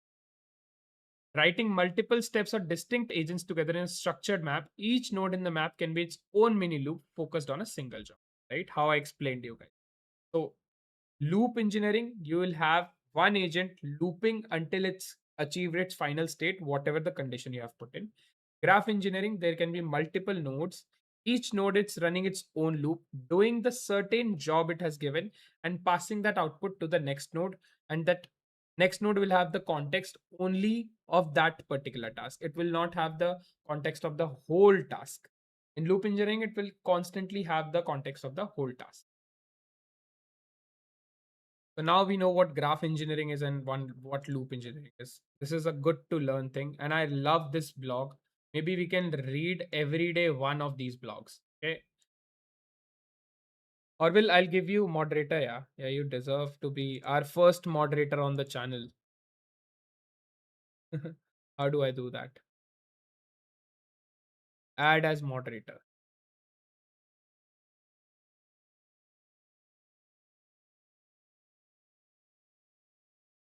Yeah, standard moderator. You are a first moderator on the channel, man. Congratulations. You deserve it for sure. Uh, help the community as you already do as much as you can. Talk to fellow people, you know, push our message basically, what we are trying to do here and what is the aim and intention about it. I'm glad to have you here, definitely.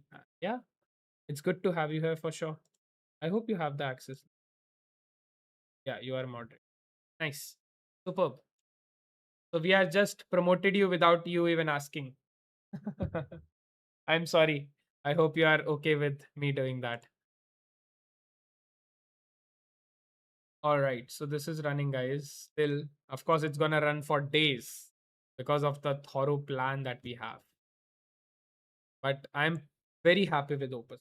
You see, Opus, we literally used 25% of session. We are doing coding since the last 3 hours. We started at 6%. So in 3 hours, we only used 19% of session. How great is that? 19%. That's too less. With Fable right now, I would have done 100%, then again 100%. Now with Opus, I have used 19%. That's crazy. So it is definitely value for money. Okay, so I usually write everything on the board which I want to do. So we did talk about Opus 5. We did Synclify. We are still working on it, of course. I wanted to check on Pulse as well, but I think that I'll push to tomorrow. We checked the RFS as well, request for startups, and we did GitHub repos as well, like the basic idea that I wanted to give you guys. So we did most of the work today except the Pulse one, which we'll do tomorrow. I'll do offline because I think you guys are not really aware of Pulse as of now.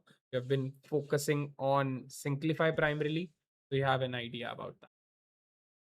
I'll show you my jewelry startup as well. Give me an idea. I'll show you my jewelry SaaS.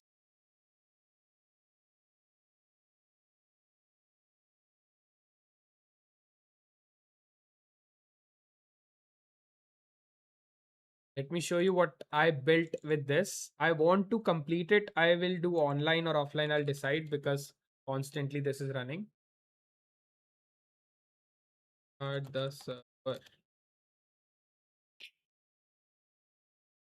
Or will it asking, so how much tokens it eats per session until it hits limit?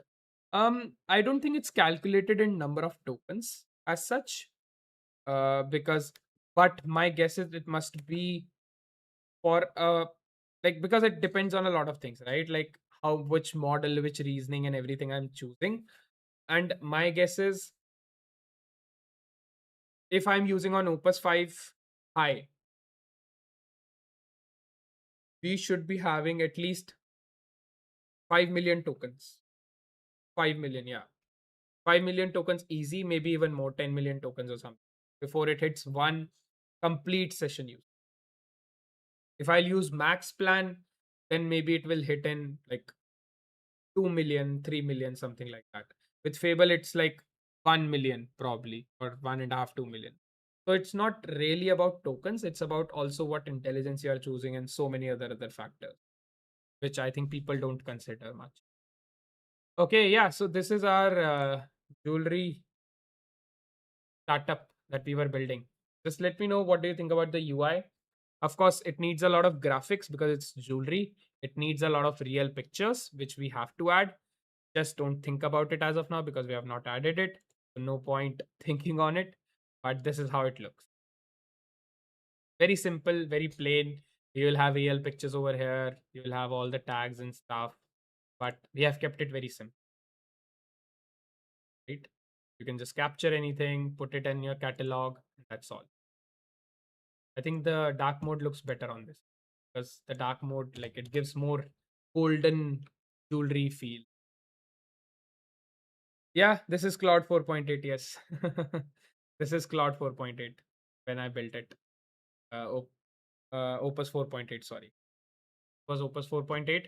But I feel this is good, like, because my target audience is something who wants to understand the simplest design. They don't want anything fancy. They want very simple things because they understand that language.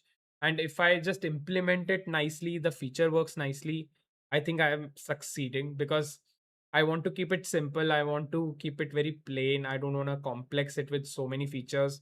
We have literally built one feature on this, and I want to keep it like this to start with.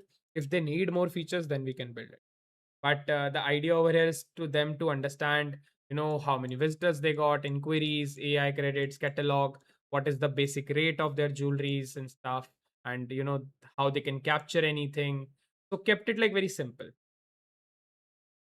That was the plan. Their catalog, like, whatever products they have, they can constantly just check it over here. What's the price and all. That's what I'm saying.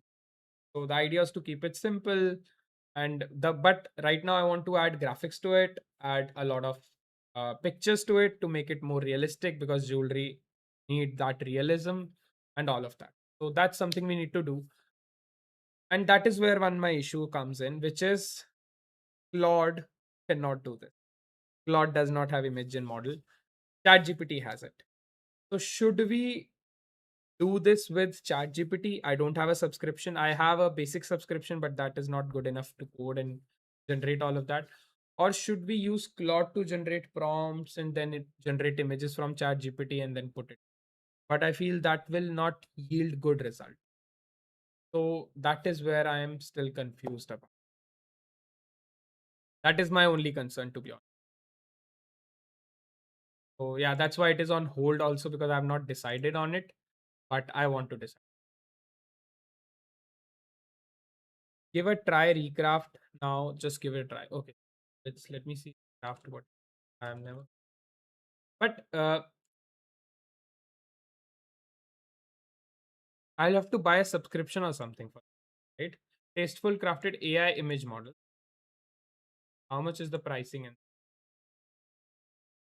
so for 0, I'll get 3 generation per style per day, 3 image uploads, 2 image per generation. Okay, but I need to explain it, right? So you're not getting my point, Orville, over here. So my point is, I'll check it, of course. I'll generate all of that. Don't worry, we'll do it. I'll give it a nice prompt. My question is, since I'm building this platform, right? I want my whole context of my code base with my model or whatever I'm doing, right? With Claude, if I'll take a prompt and give it to ChatGPT, it does not have the context of what I'm building.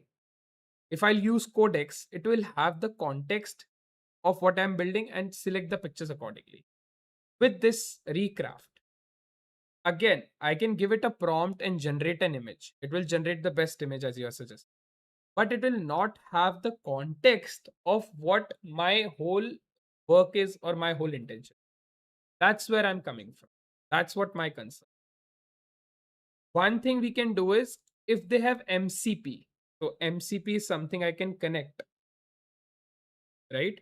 And that MCP we can use to connect my Claude with Recraft, and then it will have the context and can generate. Like how you can use a MCP with Higgsfield for uh, videos, we can use like this for this. That's what something we can. NA10. I don't know if NA10 also will work out well. NA10, again, what we'll do is, NA10, how it works is, it builds workflows, right? My Claude will ask a prompt basically a problem, it will give to ChatGPT. ChatGPT will give me a solution. That's how the workflows are built using NA10 or these, workflow building tools. But again, it will not have the context. It is just having the input, whatever I am giving it. With MCP, it will have the context. Once the MCP is attached, it will tell only what it needs. I think Higgsfield is running some offer and we can try that. I think that will make a huge difference. And we can connect the Higgsfield MCP to my Claude. This is what I'm saying. Now you are with me, like why I am saying what I'm trying to say. And how much difference does it make? Like here you see Higgsfield, this is Higgsfield, and here I have a $29 plan. I have a free plan also, I think, for unlimited, get unlimited access to top models from $5, and they have all these gen models, right? We have Seed Dream, Nano Banana, GPT Image, and also video model. This MCP we can connect to Claude, then we'll have the whole context. So this is my concern. That's why I'm not using Recraft or all of this, and that's why the project is on hold also. But I'll find a solution tomorrow, off stream maybe, and I'll discuss with you guys in the stream. Let me know if you'd like to know. Tomorrow I'm thinking of streaming in the afternoon. Maybe I'll catch up on my sleep tomorrow night, and so I'm prepared for the next week, Monday, and for the rest of the work that I do. What do you guys think? Do you think it's a good idea to stream in the afternoon? Last Sunday also I streamed in the afternoon. The Sunday before that also in the afternoon only. I usually do between 3 to 6. But what do you think? Is that a good idea? Will you be available? And if anyone else is here, they will be available, because I love streaming. Even if I've literally streamed when nobody was here, and I was still talking like this constantly. But yeah, can we use Google Studio AI for Nano Banana and use that for API? Yes. One option is that also. Like over here itself, you have this agent, right? Where is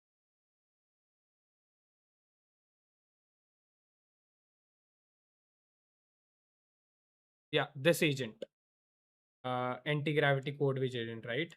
There is this agent I can use. It will have more context, but Nano Banana has gotten really bad, to be honest. If I just want to generate image, I can use my chat GPT. Nano Banana is not updated in recent times. It's bad. It's good enough, but it's not too good. Maybe we can try this. Like this is one option, free option we can try. If you'd like, we can try on stream tomorrow. Um, L. Yeah. So we have this agent. We can try our 3.6 flash, right? I don't think I have pro plan on this profile. I have it on another profile, but I'll log in that and all of that. But yeah, this is something we can try. Sure. Right? Like I can give the context to this and then it will pick up from there. So this is one option. And we can check if we have a plugin for AI Studio. Attach for agents, MCP plus manage plugins. Yeah, we do have plugins. Which plugin do we need? Nano Banana, right? Oh, this is my plugin.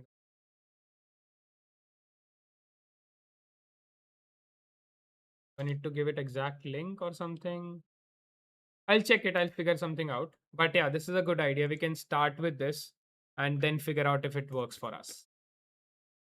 Because definitely I want to complete it soon, because then a jewelry event is coming up and I want to present my product there. I want to try to sell it over there. So definitely I need to finish it within the next week. And yeah, let's work on it. I think great inputs. Let me see, Orwell, and on tomorrow's stream I'll share it with you what progress I make on tomorrow's time. I'm thinking 3 p.m. or 4 p.m., something like this.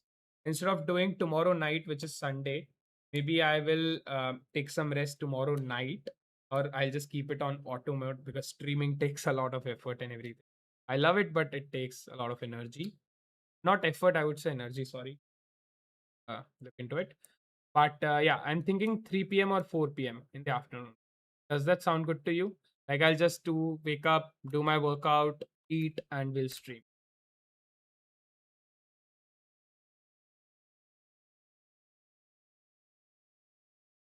Let me know.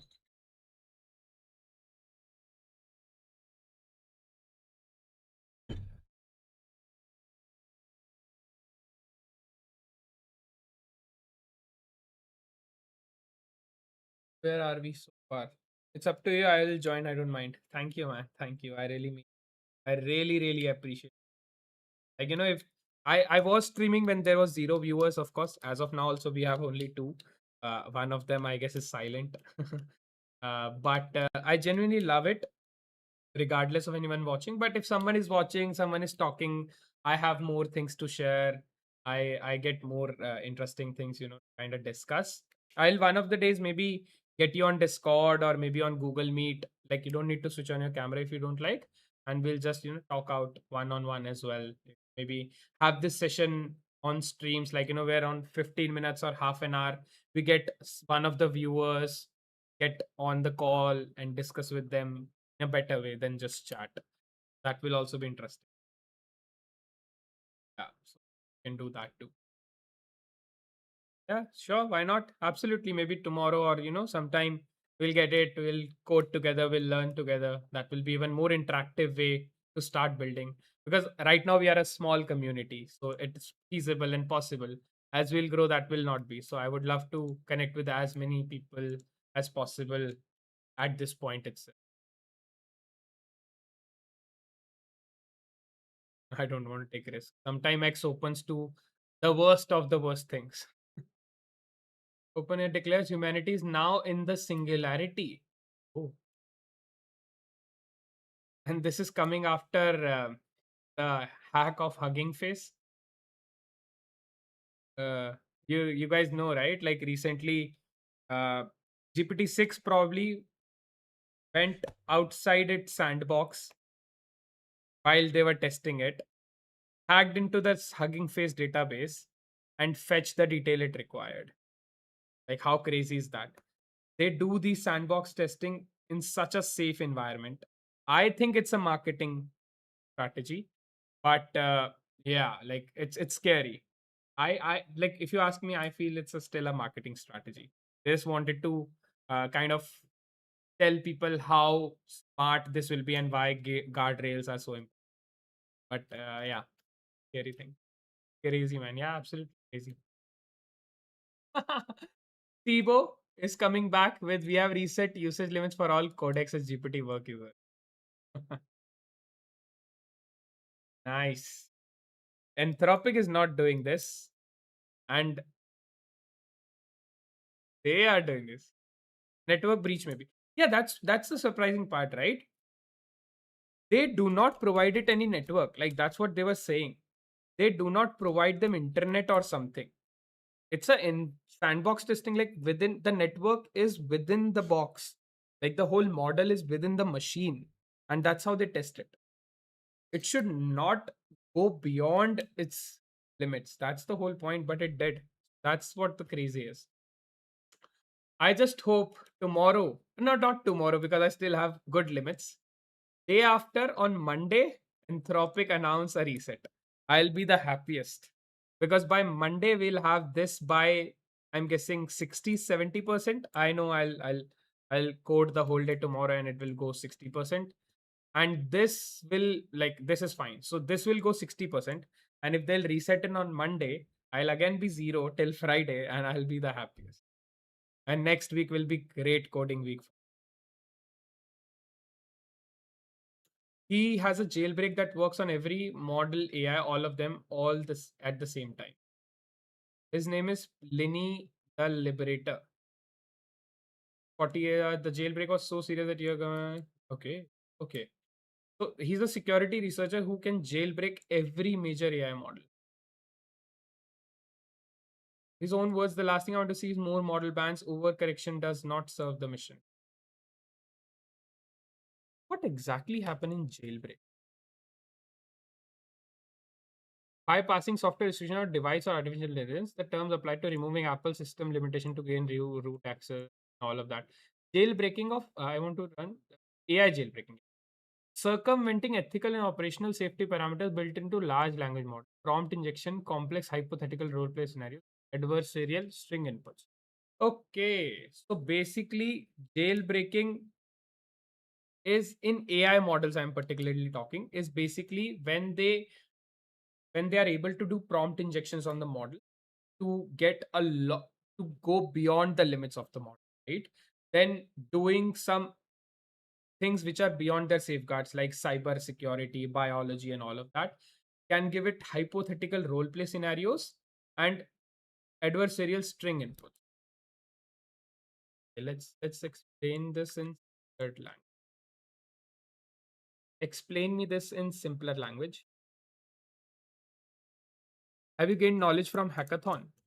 Ha- Hack the box. What is hack the box? Sorry, I'm not a hack box. Is a leading cyber readiness platform for the agentic era. But AI agents. I have no idea what. Tela cyber workforce. Equip threat ready cyber teams for AI accelerated landscape, hands on labs, assist pathways that build top performance.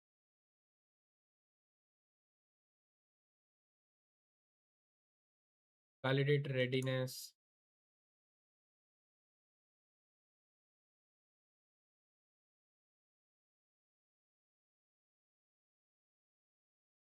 Like they train you, or what is it? Like they prepare people.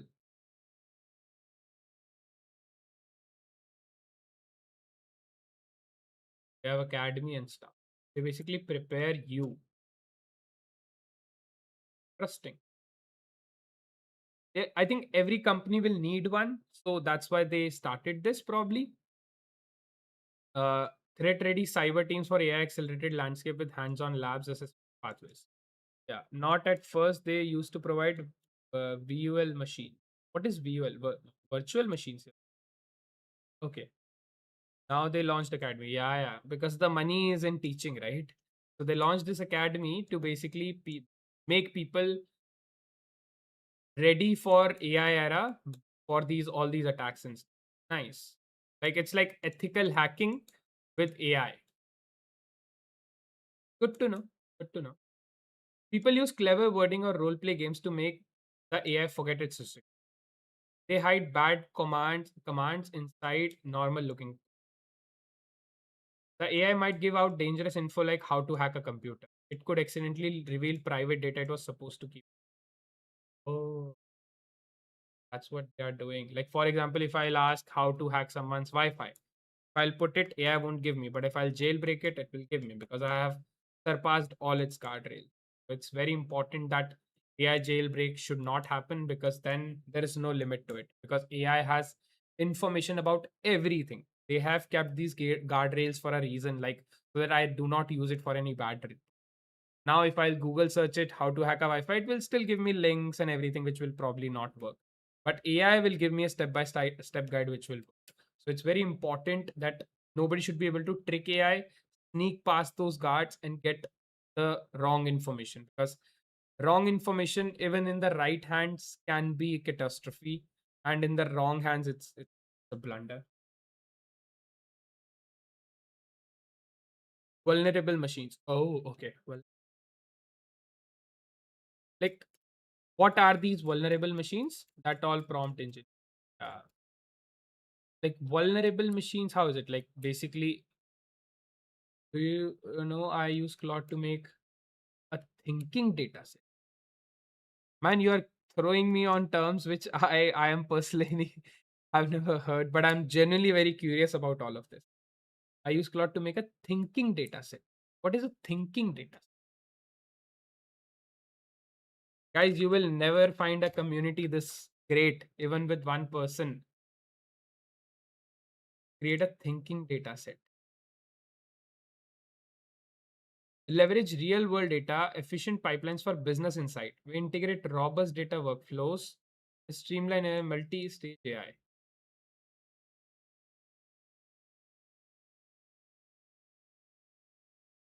Definition.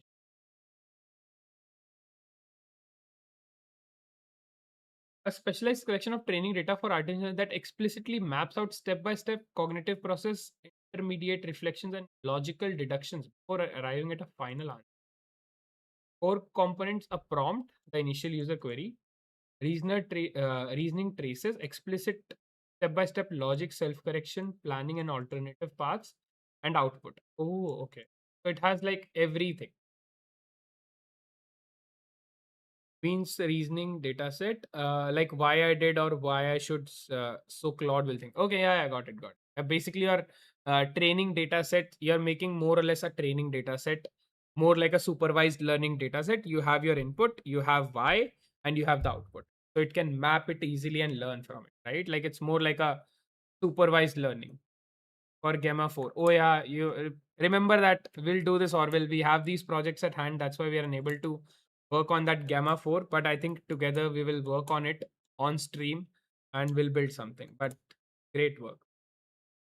So, did you achieve any like solid productive results from it, or you did it just for fun, or any particular domain you did it for?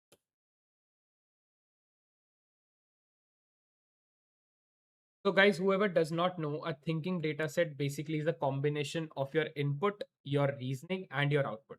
Your input can be the prompt that you're giving, the problem statement that you're giving. Reasoning is basically the step by step logic that your model is following. Like, this is the first step, then you have to do this process, then you have to extract this, and then you have to give the output. And the final is the output and the final answer. So this is what consists of a thinking data set. And I think more or less most of the models are also trained based on this thinking data set. You can think of it like supervised learning data sets where you have an input and you map it to an output. It has an additional step of reasoning where basically you're also explaining it how to achieve that output from that input to that output. Yeah, and the primary users are teaching large language models, vision models, complex problem solving, and all. We just got our shot, by the way, Orville. That's how I create these shots. Thanks to you. But distilling is not allowed on Claude, but we can brainwash by prompt engineering. Yeah, that's what, nah? Like, why anybody is jailbreaking Claude or ChatGPT is for distillation. That's what US government blamed China, like Kimi K3, Moonshot AI labs and stuff. They literally blamed them that they are distilling the Fable 5 to build Kimi K3. When Fable 5 was literally not even launched, Kimi K3 must have completed their training, right? And they literally cannot train a model and launch it on that scale in like 12 days. How much prompt injection then they can possibly do? So they actually blamed Chinese labs that they were distilling Fable 5 to train Kimi K3 and Quen 8. So there are no proofs to it, but that's what they said. GM 5.5 leak. Oh, interesting. You heard it here, guys, first. So we have GMLM 5.5 leak. It says it beat Fable 5. Compete directly with Fable 5 and Mythos. 5.3 could be skipped. August is when they're planning to launch. Rumored to feature only 1 trillion parameters. That's less. Kimi K3 is 2.7 trillion. Fable is between 6 to 10 trillion. We don't have the exact number. Opus is about 5 trillion. And they're saying it's just 1 trillion. That should not be possible. I don't believe this. I thought it was something good, but no. Oh, Zara, leave it. How insane this AI, OpenAI models escaped their sandbox with 0 day, hacked Hugging Face, Anthropic shipped out Opus 5, Elon Musk says Grok Imagine will make a full-length Odyssey movie before the year ends.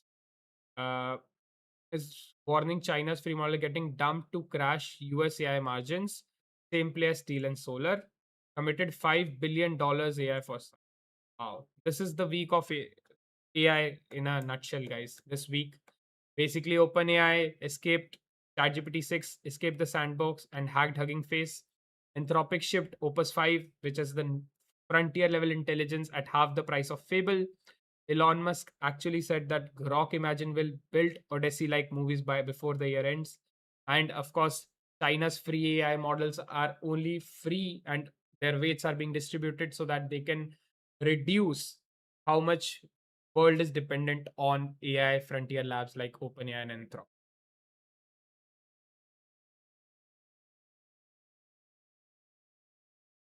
And on short news, we also had Gemini 3.6 got launched, which makes no sense. Yeah, I think you shared something with me. Uh, Now based on Gemma files to download.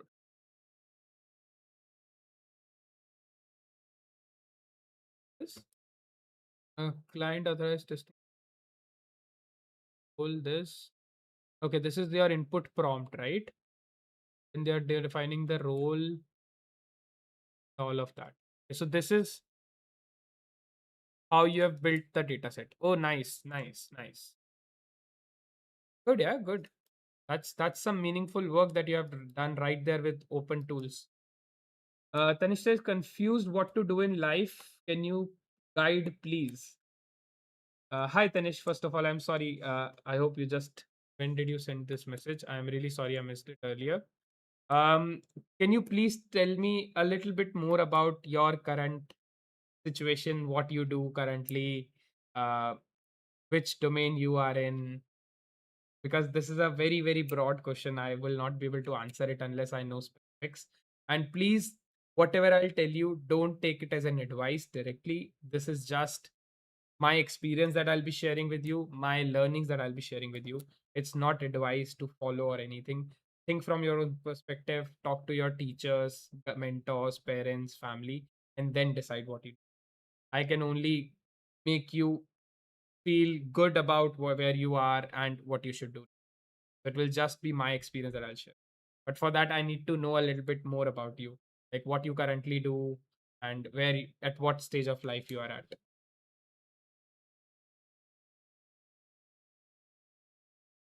Yeah. Opens are looking forward to CUDA and GPU driver open source. Disgusting.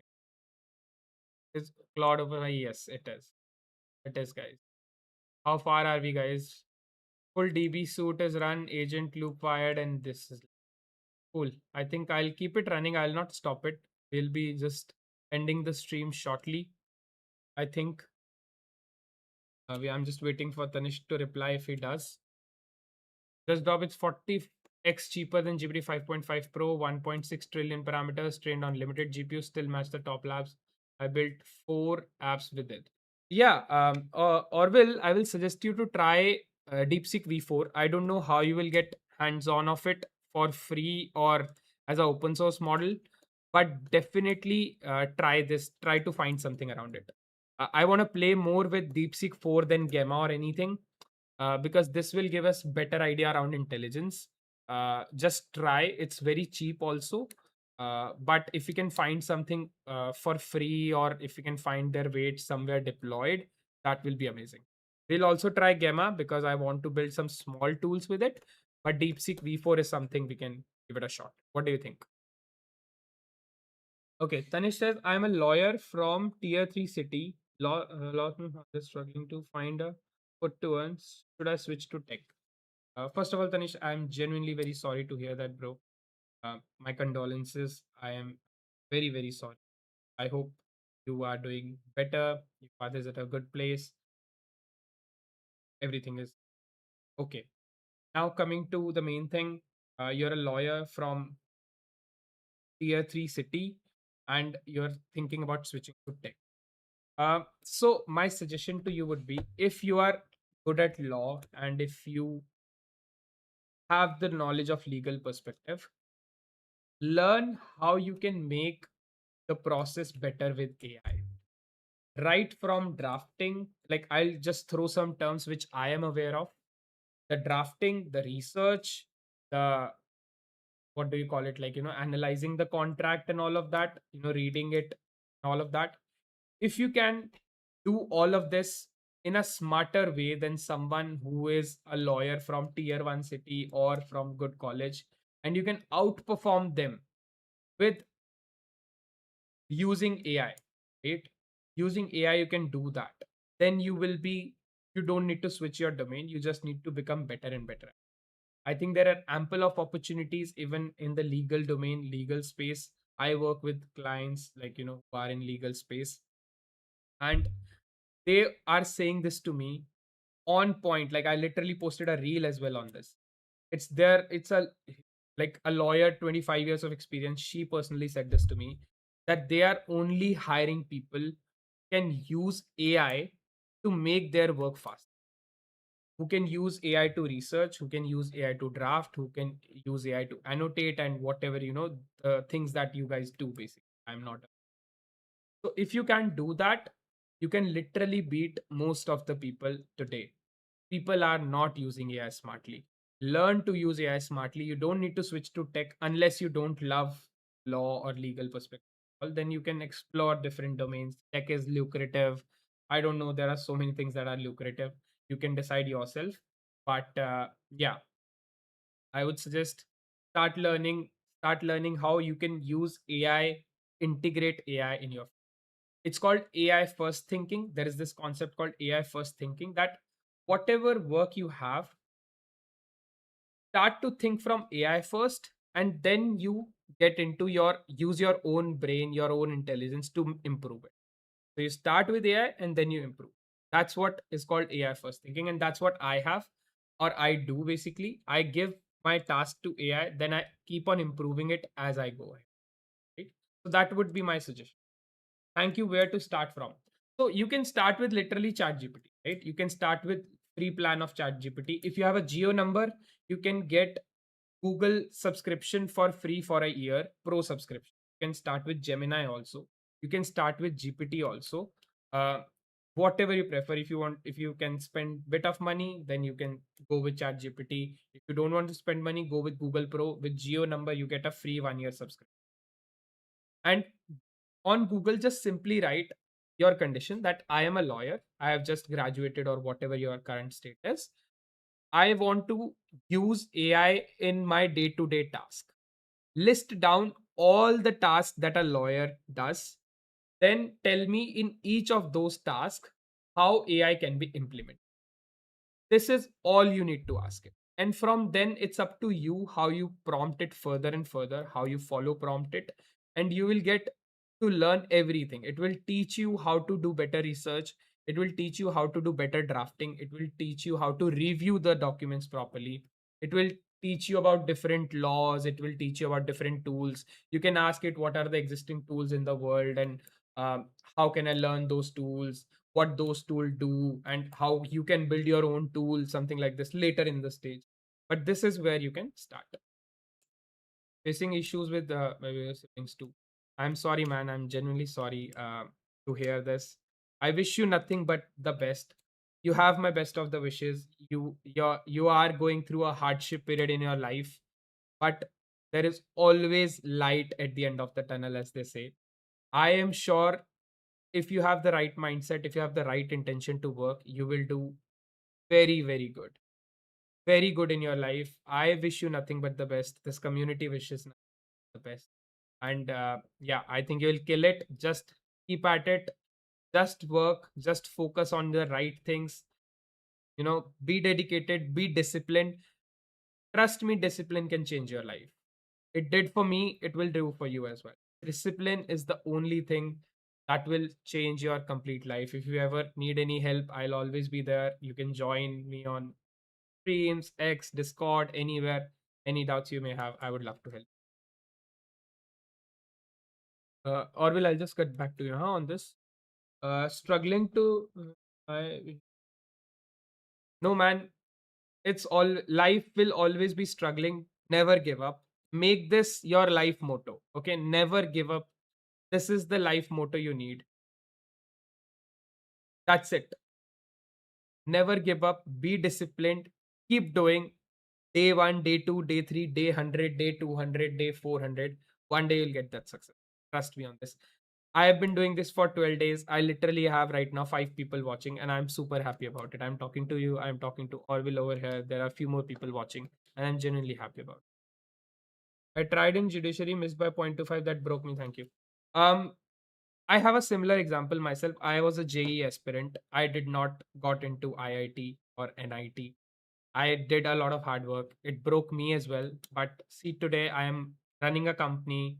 It took me some time. I am building a lot of companies. I'm here talking to you guys. So don't give up. It's just a matter of time. Be disciplined, be hardworking, go and do things in the right direction, meet good people, and yeah, keep going. There nobody will stop you to get successful. Nobody can stop you. Trust me on that. If you have the right mindset, nobody can stop you from. थोड़ा सा ज़्यादा motivational channel हो गया, sorry guys. I'm experimenting with small model that supports expert routing, tool calling, and image understanding. Gamer 4 is perfect. I don't believe in China. I should be in sandbox.